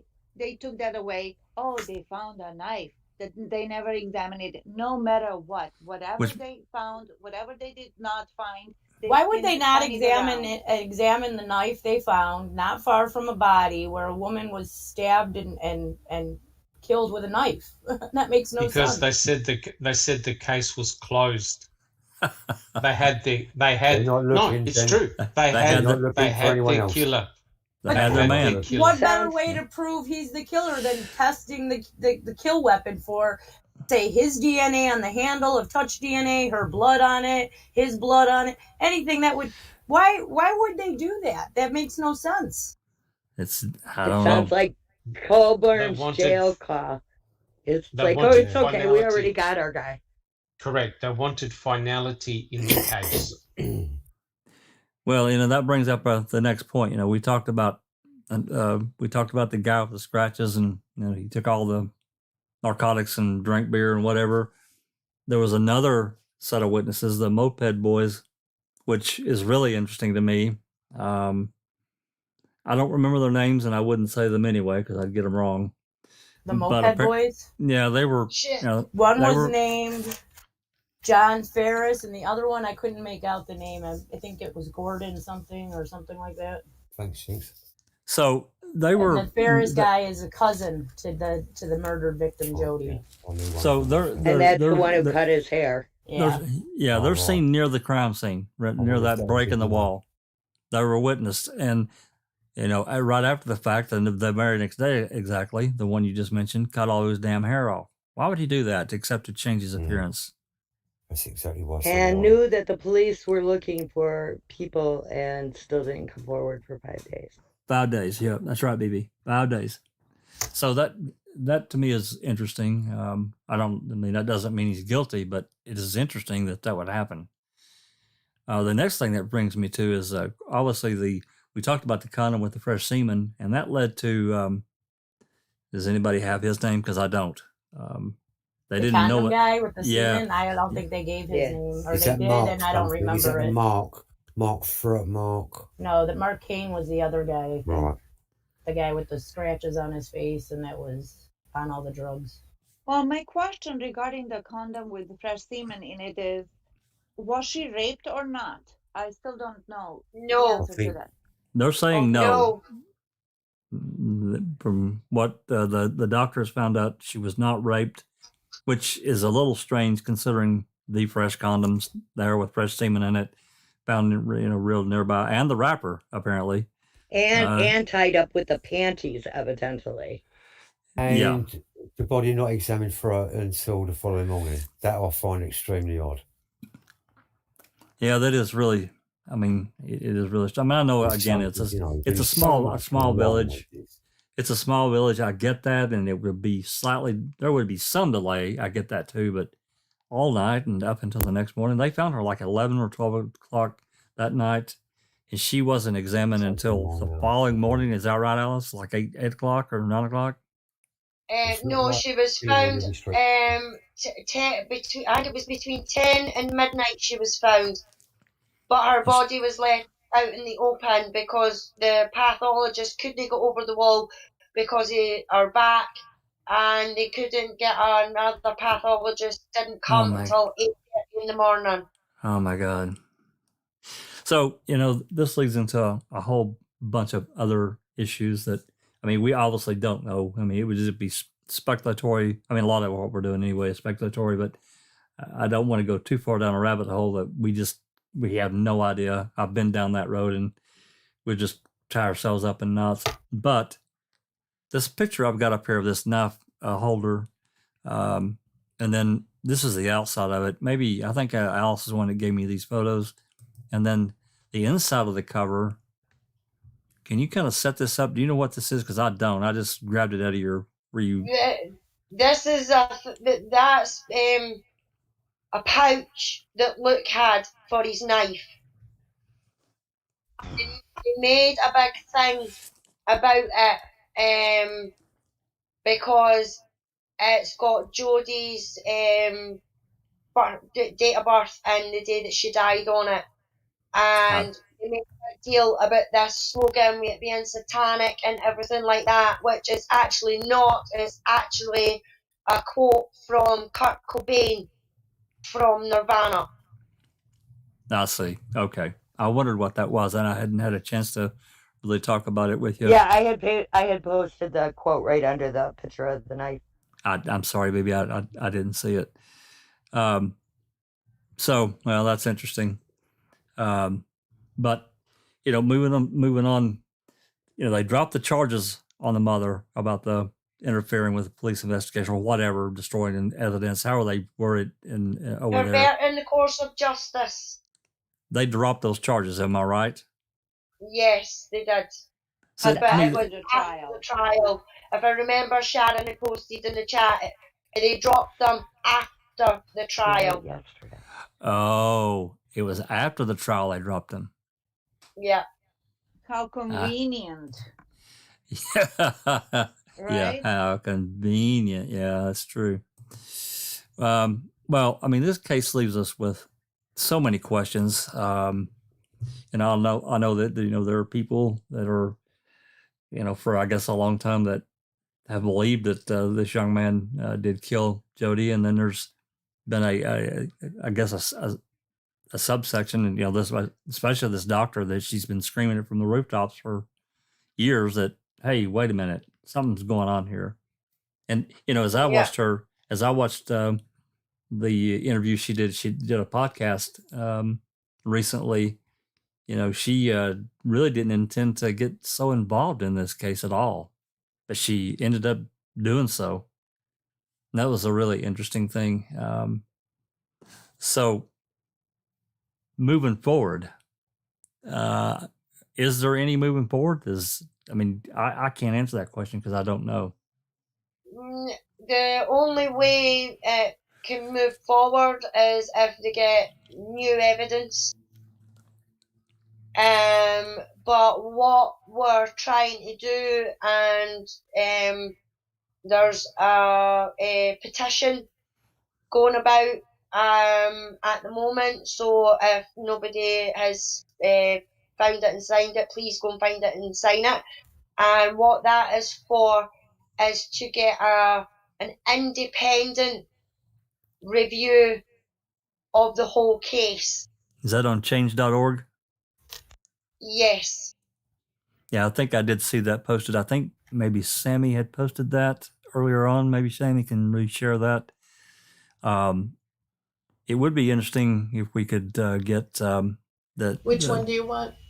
The link to the change.org, the petition. Okay. Yep.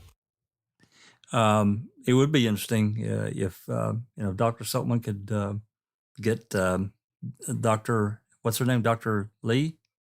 Sandra Lean. Sandra Lee. Yeah, it would be interesting. Dr. Sandra Lean, sorry. Yeah, correct. If we could get her into an open mic. And Thank you, Catnip. She's got it right there. There we go. Catnip is awesome on the spot. Get her Super in an open Mac. mic and I just make the introduction and let you guys talk. That would be really great. So I don't know, looking forward down the road if that could be arranged or not.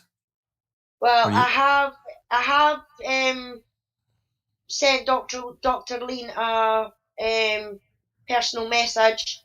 So I know she's very, very busy. And I know that a lot of people will be trying to get a hold of her at the moment.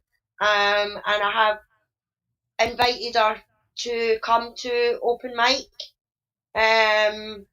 Just saying I was a member of the foul play team.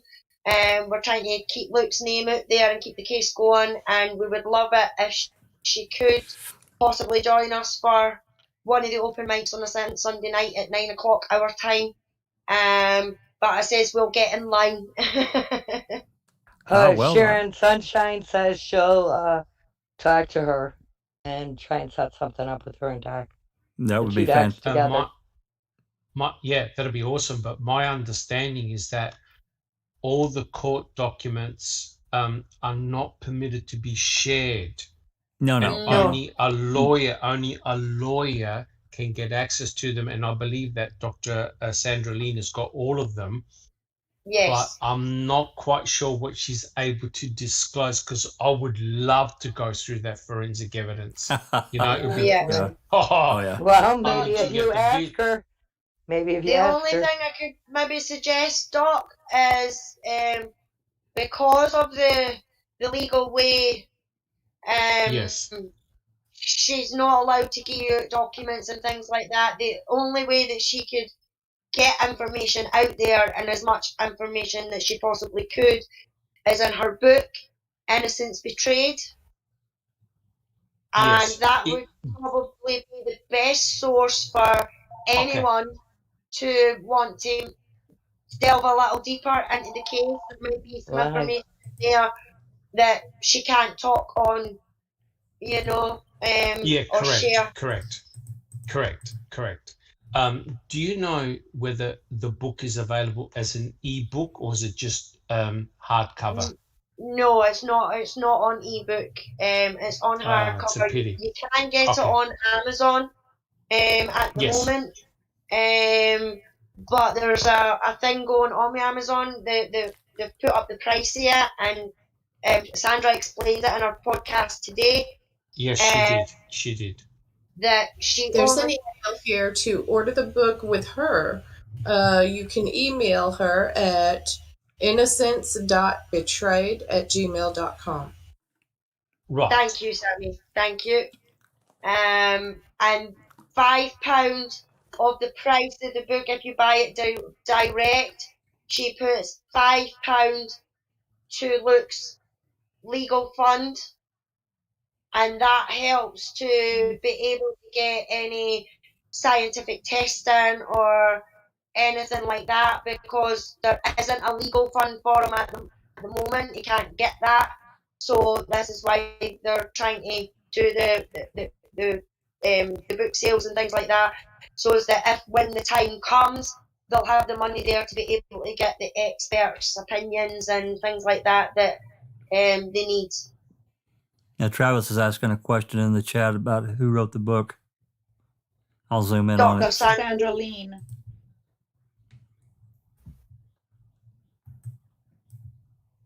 Eager Beaver says that Jody was not raped, and somebody else also gave us a name of the condom guy.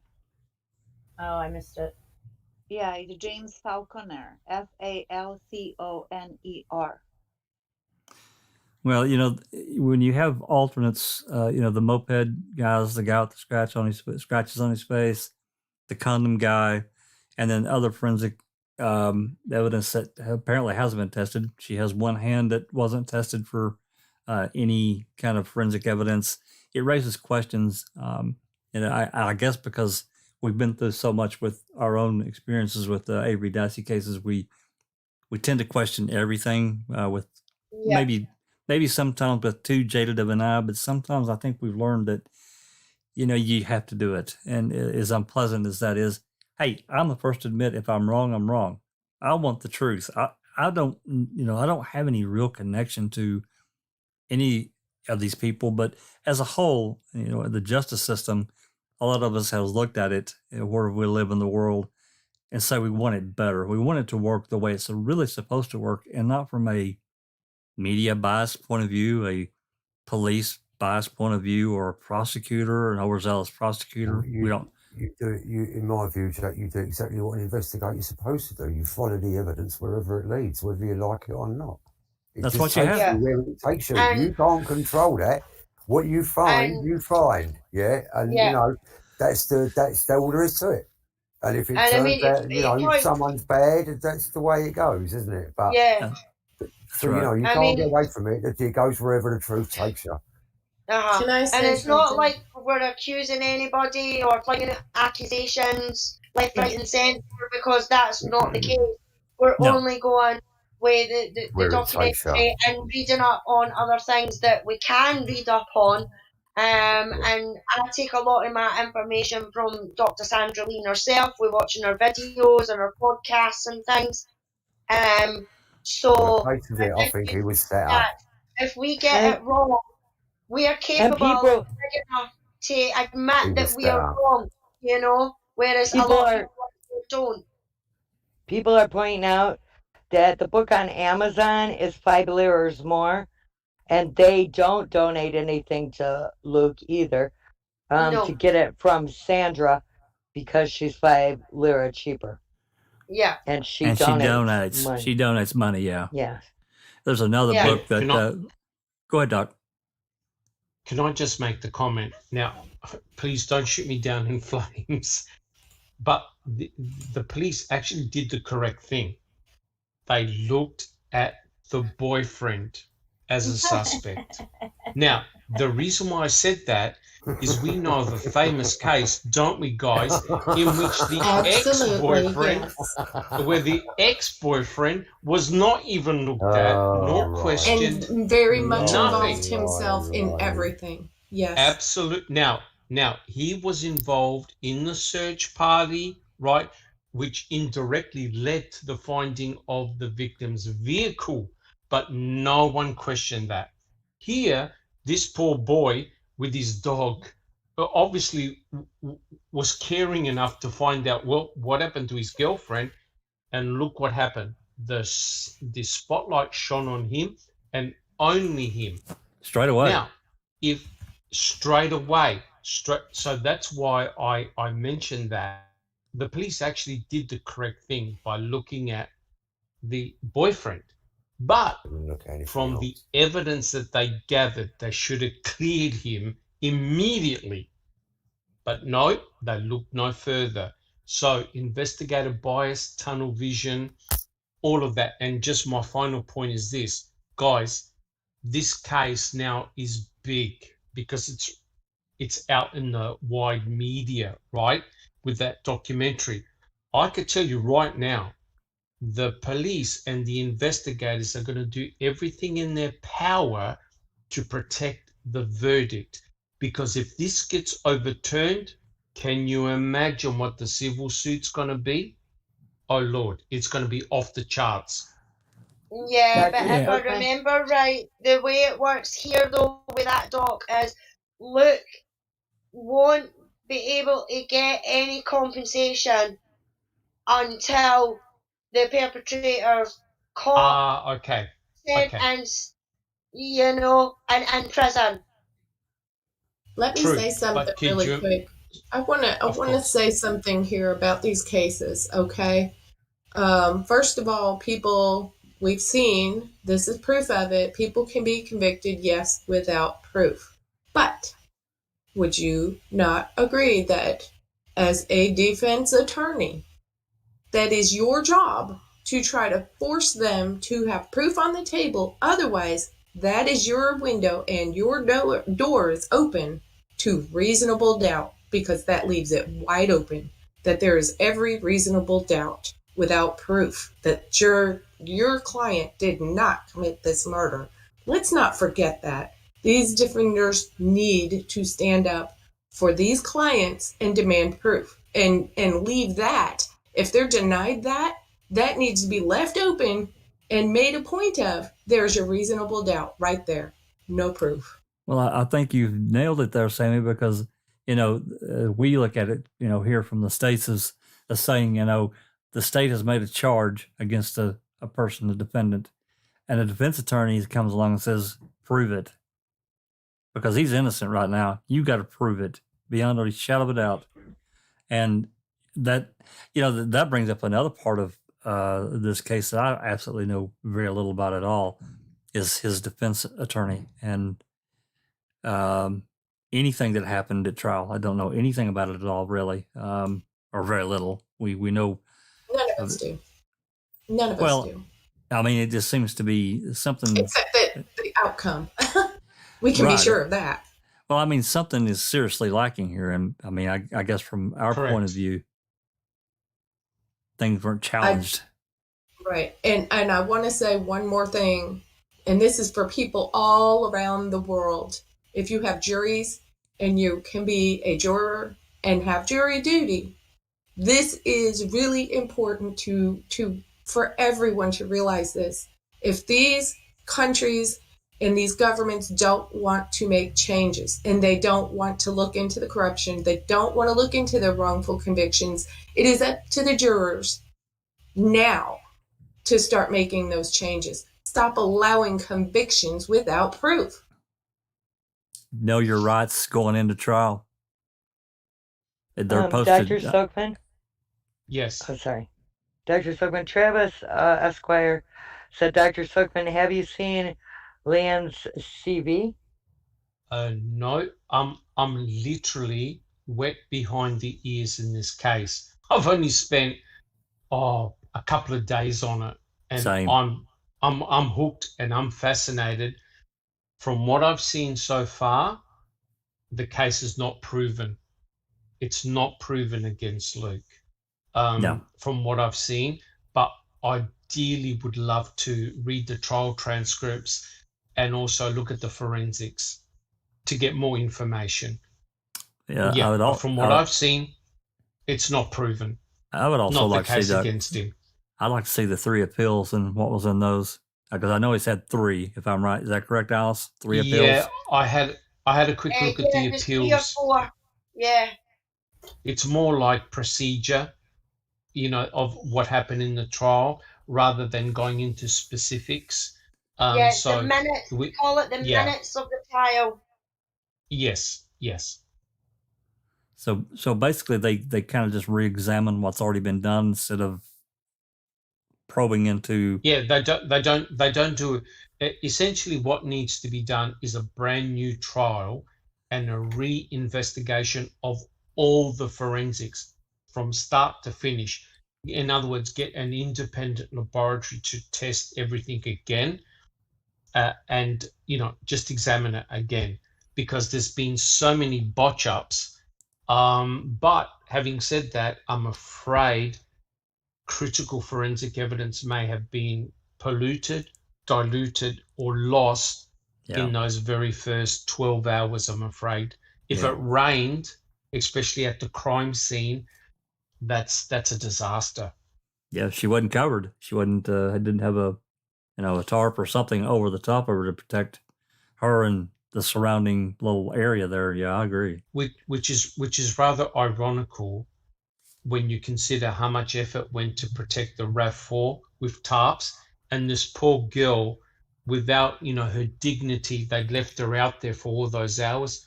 That's just horrendous to contemplate. Absolutely. I totally agree. Okay. Before we move any further, I do want to talk a minute about Luke's mother. And I know this is an emotional thing, but watching the documentary, I didn't put any. I don't have any photos of her, but I think anyone that's watched the documentary, can remember the conditions that she was living in, and it's horrendous, or she was Why living was in. she in the cold? I mean, I could see their breath at the end. Well, apparently, I don't know if I'm remembering right. It was right after the trial, or somewhere in that neighborhood. A bunch of people came in and destroyed her business, and the cars that she had. They absolutely destroyed them, and she was vilified, lost her business, lost everything, and I guess she ended up selling her house and moving into that business, and she was living there without heat or running water, toiletries, nothing. 6 years. Say that again? She was in there for 6 years. She lived like that for 6 years. And her and Luke used to have a running joke between the two of them, by saying that his mum has to slop out and he doesn't. Yeah, it's just, I mean, to me, it was terrible because, this poor woman is the mom, and she's completely vilified. She didn't do anything wrong at all. Nothing. We talk about slopping out, Alice, but I don't think people in America understand the concept of what that is. It's like all your meals are taken in your cell, so you're fed either in a plastic bowl, plastic plate, and a mug for your tea, or you're given a metal tray for all of your food. Oh, I didn't get take that back to your cell. Now you got no sanitation in your cell, nothing. A lot of our prisons, some of our major prisons are Victorian. Yeah, we're modernising, we're getting around to it, but it's taken a long time. It's taken years. When I left prison 30 years ago, we didn't have toilets or sinks in our cell. That was unheard of. You had a little bucket, and you had to go down to a recess, like a halfway along each wing, on either side of the wing. You'll have landings of perhaps 25, 30, 35, 40 cells. Halfway along the landing of 20 cells, you've got a big gap in the wall where you've got your toilets, your showers, and a couple of massive, great big sinks for all your slops. And all your food waste comes. You've got to take your tray out. You've got to go down to the recess. You've got to scrape your food waste into one of the bins provided, and you stack your silver tray wherever they tell you to stack it. Interesting. You take your bucket into the recess. You have to get rid of your waste, rinse your bucket out. You got a chance to wash your hands, brush your teeth, or whatever. You only get one bath or shower a week in most prisons. However bad that sounds, but you get a bowl of water every morning. You can come and get a bowl of water. That's slopping out. That's what we call slopping out. Yeah, I had no idea the concept of that. That's so when they mentioned in the program, Luke's mum has to slop out. I imagine she might not have had a functioning toilet wherever it was that she had no toilet.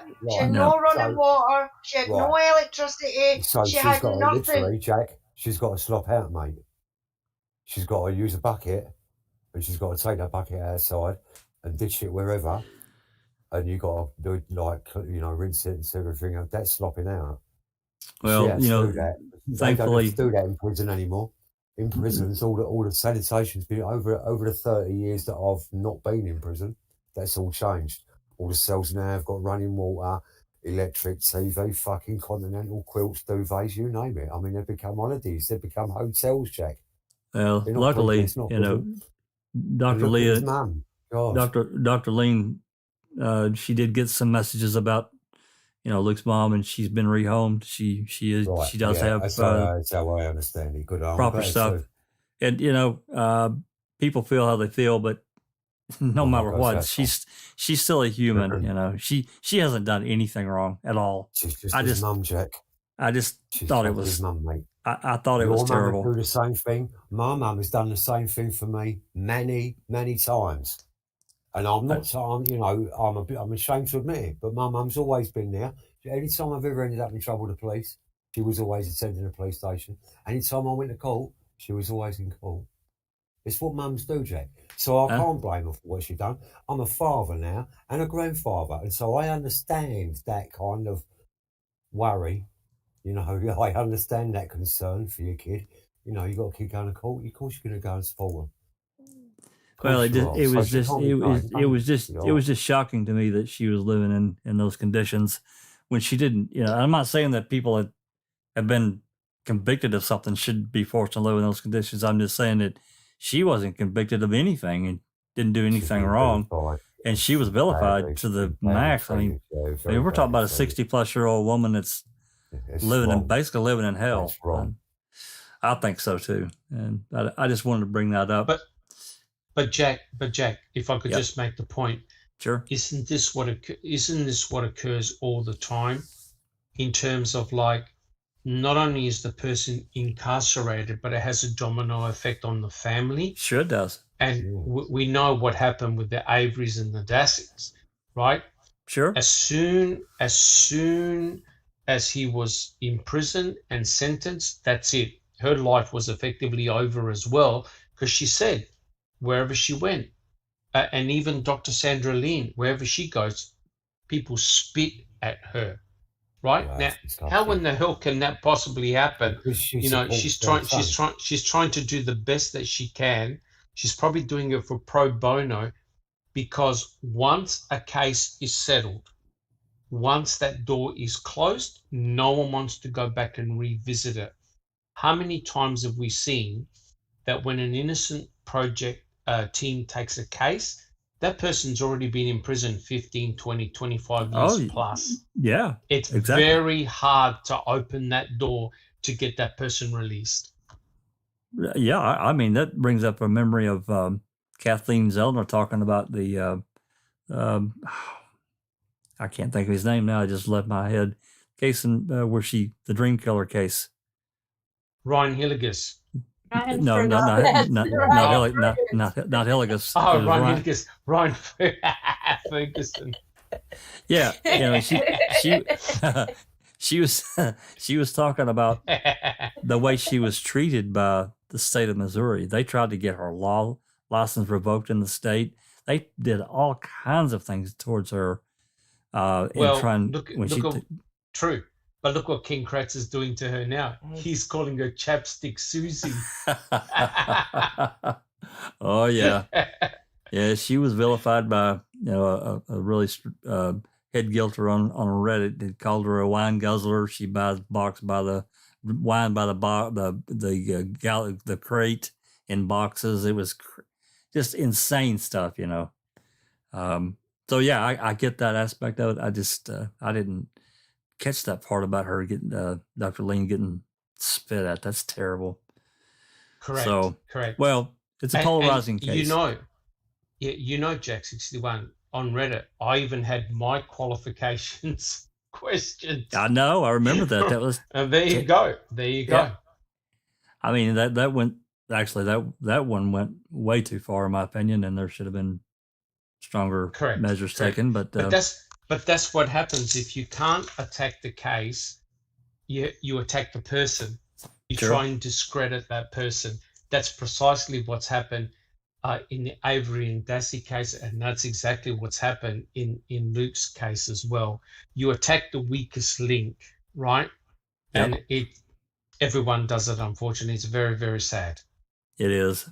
Well, I'm glad that, Luke's mother is in a proper place now, and it's not like she's got some health problems to deal with as well. So, but anyway.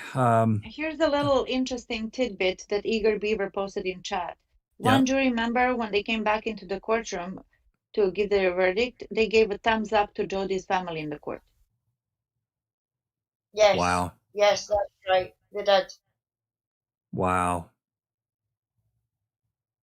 And the jury members cannot know the families that are involved. I have no words for that. Oh my God.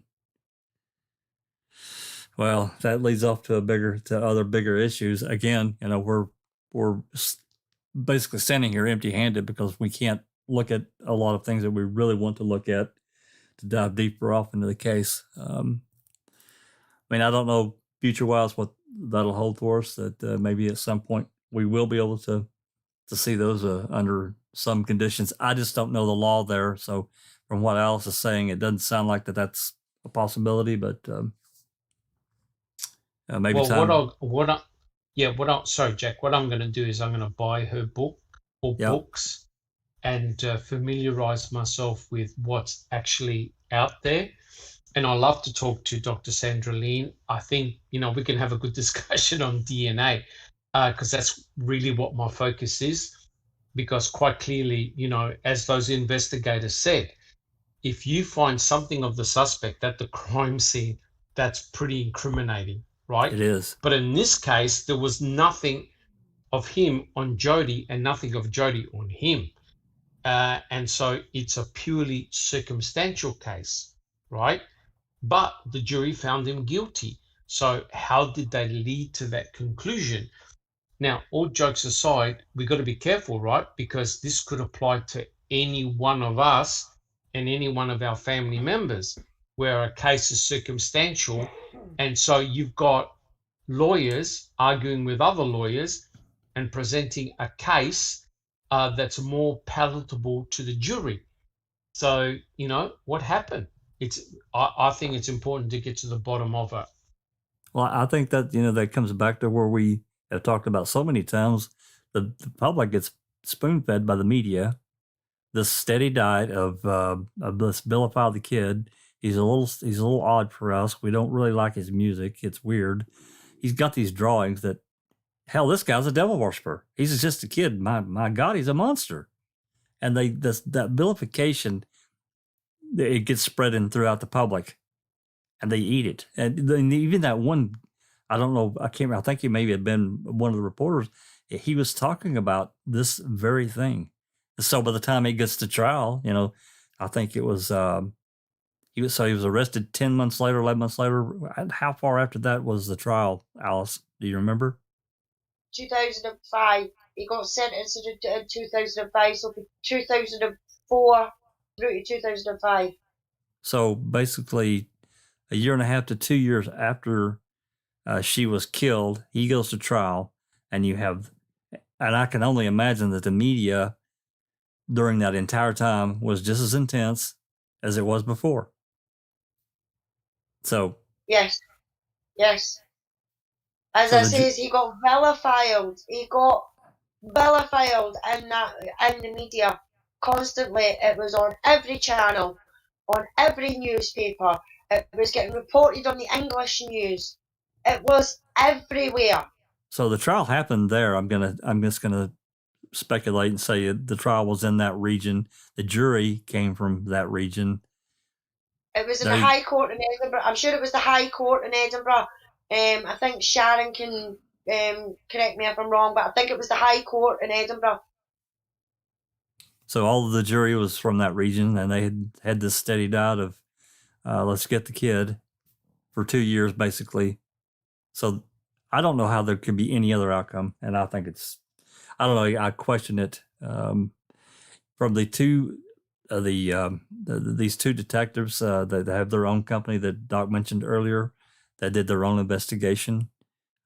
Yes. They seem to be, they were trying to retrace everything from the very beginning. And, I kind of have to understand their thought process. Again, I don't know, but I'm just trusting what they did and what they said. For me, the case needs to be reexamined.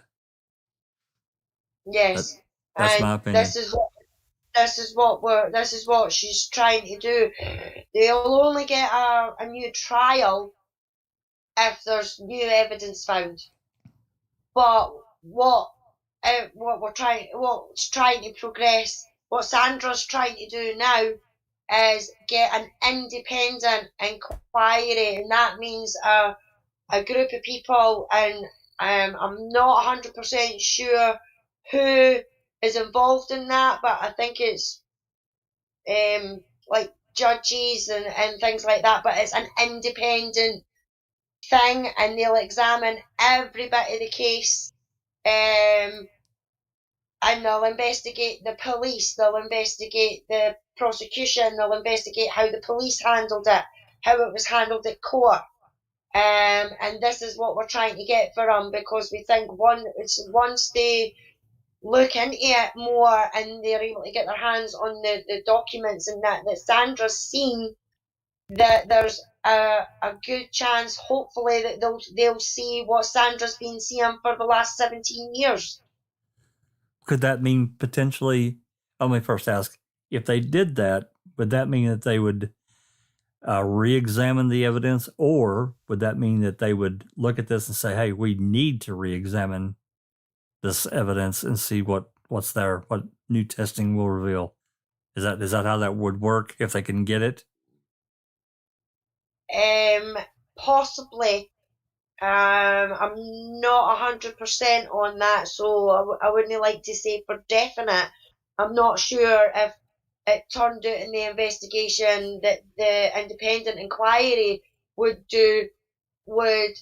proceed for him to get a new trial or not, or if they can decide themselves that his conviction was wrong and everything like that, and then it goes from there. So don't count me on that, but I'll certainly look into that. Maybe we can get Dr. Lynn on, and she can give us a little bit of a more education about how that would work over there, because I'm really unclear about that. Okay, well, we're a little Go ahead, Doc. Okay, my comment was, well, no one saw Luke commit this crime, right? Which means that everything is circumstantial, and so it really is the retesting of the forensic evidence wherever it may go that's going to be important. Now, to those people that say Luke did it, etc., hey, I understand that and I respect that.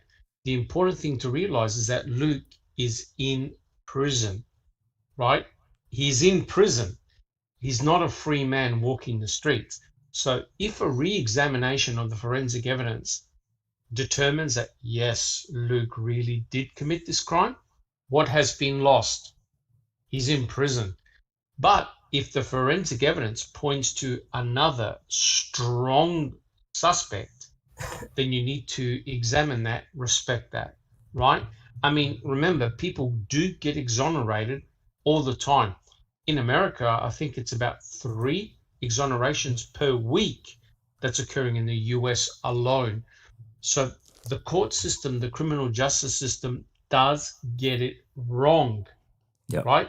It's not a fantasy, it's a fact. That's right. So if you've got nothing to hide,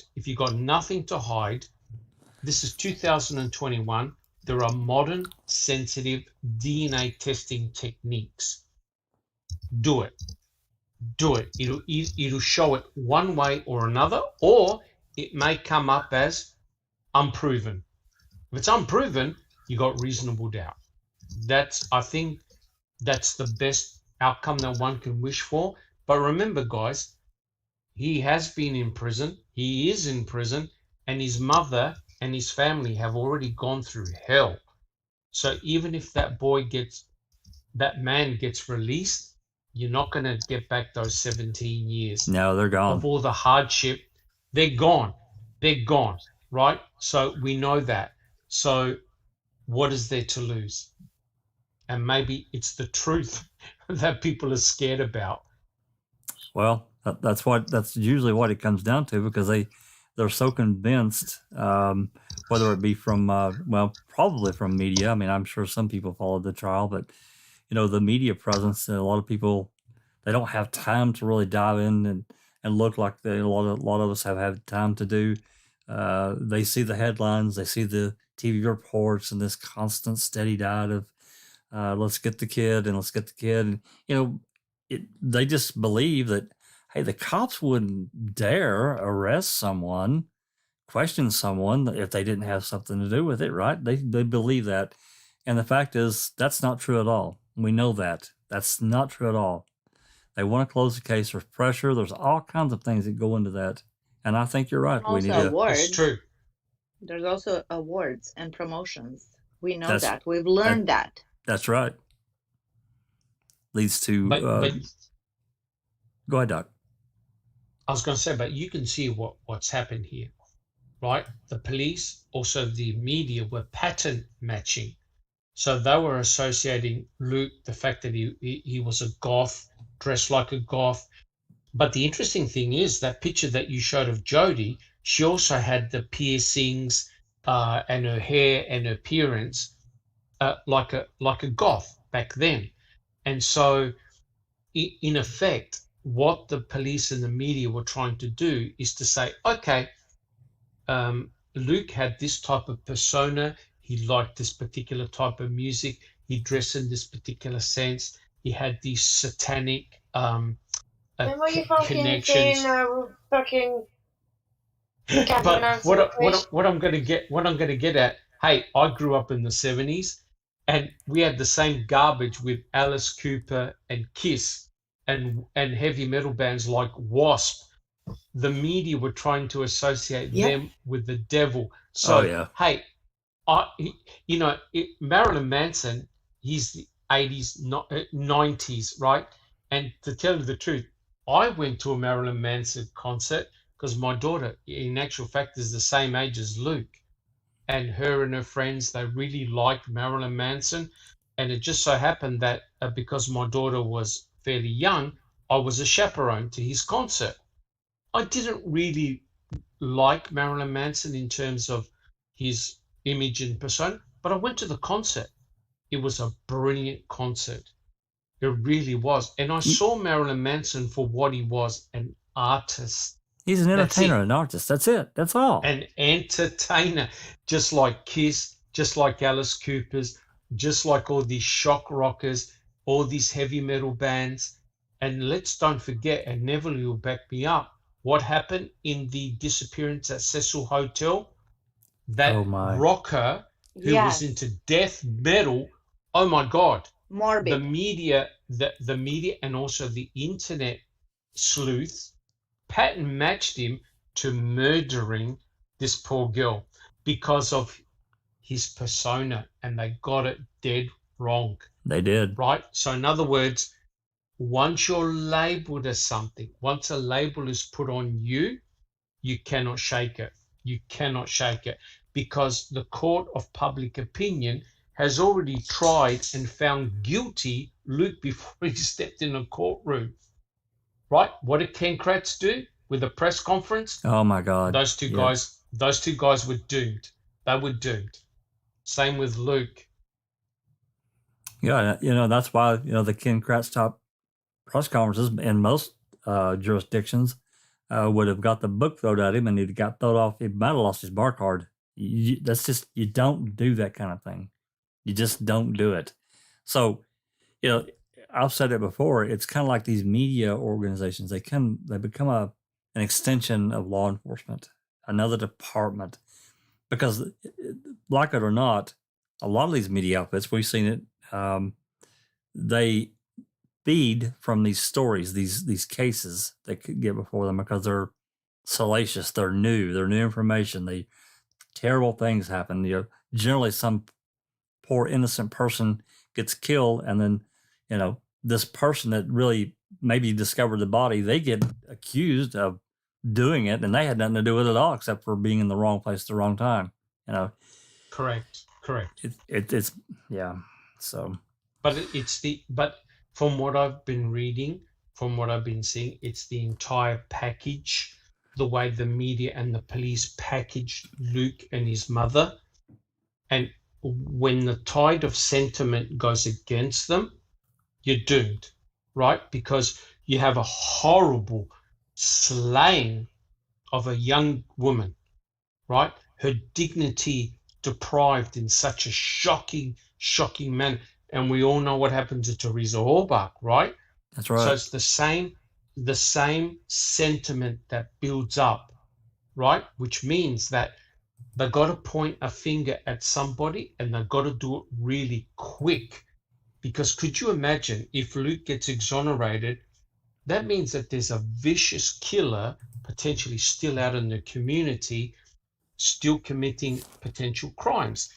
Now, we all know what happened with Stephen in 1985. Gregory Allen went to rape women for 10 years because the police turned a blind eye. So you know what I mean? If an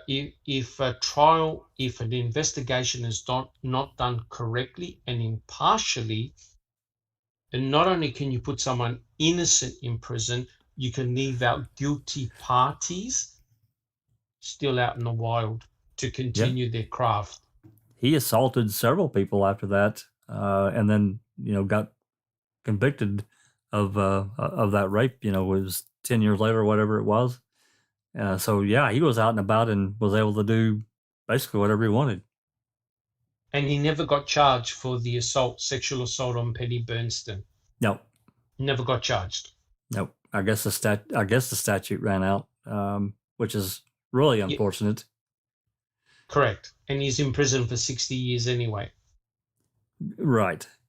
But I'm remembering, I'll say it wrong because it's been a while since I read it, but I'm sure I remember he assaulted one woman, and then he got caught. He raped that other one. That's when he got nailed on. But I think there was actually even another one that they know about. There were probably others that they don't even know about. Yeah. Yes, there are many. Guy was a monster. So the same, for that region there, it could most certainly happen. We don't know the cases. We don't know what the police cases or crimes have been reported that are associated in that region. We never know. So anyway, yes. Go ahead. No, go ahead. My comment is that, looking at the chat, and Paul Capaldi did a similar type of discussion as well, and there was a lot of hostility in the chat. People are saying, oh, what about this? What about that? Trust me, in any murder investigation, you're not going to be able to answer all questions to everyone's satisfaction. There are always going to be, hey, we know, we've been working on the cases for years. How many rabbit holes can you jump into? I Hundreds. think most people would agree. There are so many rabbit holes, you're never going to get out. And I see this already in Luke and Jodi's case. There's going to be many blind alleys and red herrings in this case. I can see it already. Yeah, that's the danger. I came to understand long ago that most complicated and this type of case where there's so much evidence and so much surrounding evidence that you can never answer all the questions. You just can't. There are things that are going to go unanswered, but yeah. The other important point, sorry, Jack, for cutting in, is that there are some people on both sides that you will never, ever convince, no matter what you say, no matter what evidence you find. Because remember what happened with Stephen. There were individuals that still believed he did attempt rape, and murder Penny Bernstein. I know. Even though that DNA evidence cleared him, there were police that could not admit that they were wrong. They still believed that he was involved in that crime. And that's unfortunate, and part of it, a part of our criminal justice system that it's got to be corrected, because until that happens, we can never truly get past. A policeman, they're just human as we are. They can make mistakes, and they do. We see it all the time. Just say you're wrong and move on. We understand that you're human. You screwed up. This here is a good platform for us all to have intellectual either debates or conversations and share the things that we have found, that we were able to find, that we were able to read. Anything that helps verify that there's some proof for something, even if it's only proof that there was an improper investigation. Right. I mean, if this case goes through and they do an independent review and they go through all the evidence and they say, hey, this guy did it, I accept it and move on. I'm going to accept it and move on. It's the same thing with the Avery Dassey. 100% agree. 100% agree. We've got no skin in this game. No. We're all new to this murder investigation. We've got no skin in the game. If he's found to be proven 100% guilty, I've got no issues with that. Neither do I. No issue. Same with Stephen. Same with Brendan. No issues at all. Nope. And not at all. It's a little bit a bigger picture that we're promoting over here. This could happen to any of us. That's right. Any of us can be accused of something horrible that we did not commit. Well, so the that's target, what we're trying to talk about. That's right. The target gets put on you by an overzealous prosecutor like a Ken Kratz or Fallon, whatever, and that's it. If they want you, because they will get you. They will get you. That's right. We've seen that. Yeah. So it's really irrelevant. And then we know that some guilty people don't even see one day of either court time or prison time. Nothing. The truly guilty party. So right. we are talking about the injustice and the wrongful convictions, and we are learning a lot about this. So we shouldn't be really quick to judge who's innocent, who's not. We're just trying to find out. But if something screams at, of injustice, we will look into it further. We often get accused of being the armchair quarterbacks and all that, and I get that part. We're not. Most of us are not legally trained. I think a lot of us have read enough from a legal standpoint, and our friends in the community that have educated us. They've taken their time to do that. That we understand that the system doesn't always work like we think it should work. It works differently, and I get that. But at the same time, I think that the system itself is only as good as the people that are in control of it at any particular time in that region or wherever you're at. Good people that want the truth, they're not looking for a conviction to close a case. They will continue to dig. A trial 4, that's a prime example. That lawyer, that defense lawyer, she was a bulldog. God, if I was ever got accused, I'd want that woman on my case. I know Doc would too. God. Rosemary Scapicchio. Brilliant. Oh my. Absolutely brilliant. She was. So you do have, champions of what we consider true justice, of getting the right person and correcting a wrong. So, this leads us off into hopefully more time with this case. I hope we can get Dr. Lane on to talk and help us to understand even more. And I'm probably going to try to invest in that book as well. And I would encourage everyone to do so. And I also encourage everyone, if they haven't done it, I don't know if Kat or one of our mods can grab the 2 links to the YouTube Murder in a Small Town, the documentaries, and then her interviews. I highly recommend, if you're interested in this case, to watch them. I think Katnid posted them just a little bit above. Someone came in and asked for them, so. Yeah, if it's not in the description, I'll try to get those 2 links added to the description in the YouTube below the title. Also, and before the chat, she shared the 2 parts. Yeah, and at the beginning of all of this chat begins, there's a whole list of links up there for all of these different things. Good, and thank you, Sammy. Appreciate you doing that. I am conscious of the time. We're close to 2.5 hours. Before I wrap up, is there any other comments before we take off? I want to thank everybody for not making me throw any one of you out. Thank you. And I would just like to thank the Foul Play team for speaking about this tonight and actually taking the time to look into some of the details after I passed on the story to you. It's very much appreciated. And we're doing this to help Luke and Jodie's family, because, as a lot of people have been saying in chat, Jodie didn't get what she deserved, and I completely agree with that. So I hope you don't think we've been disrespectful or anything like that. And I would like to thank everybody and thank you, team. Any more comments? And I'll say you're welcome.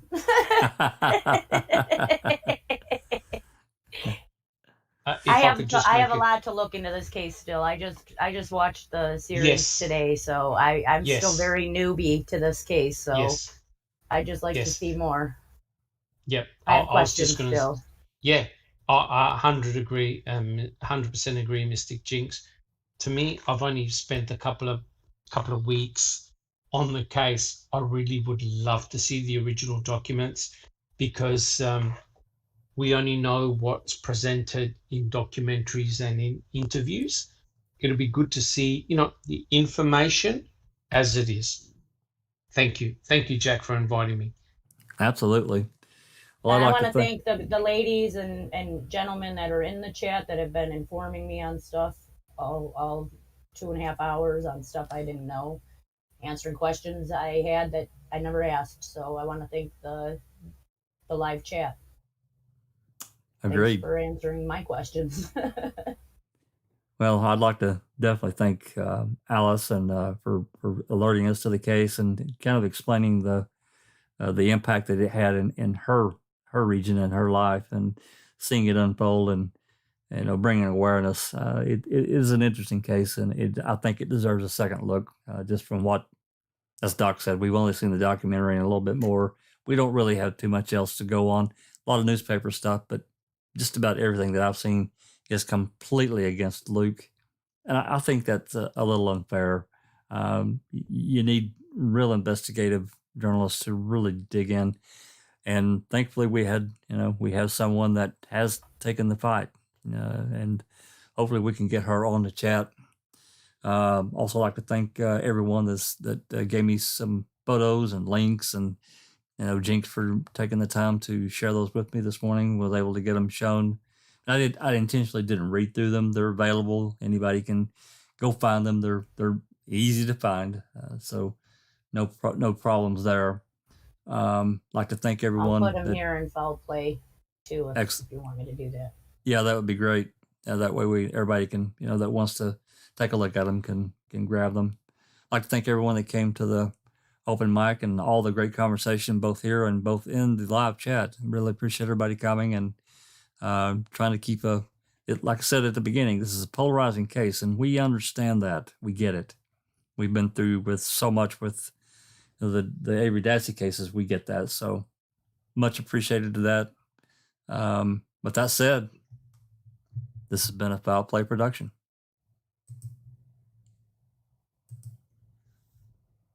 And we're out.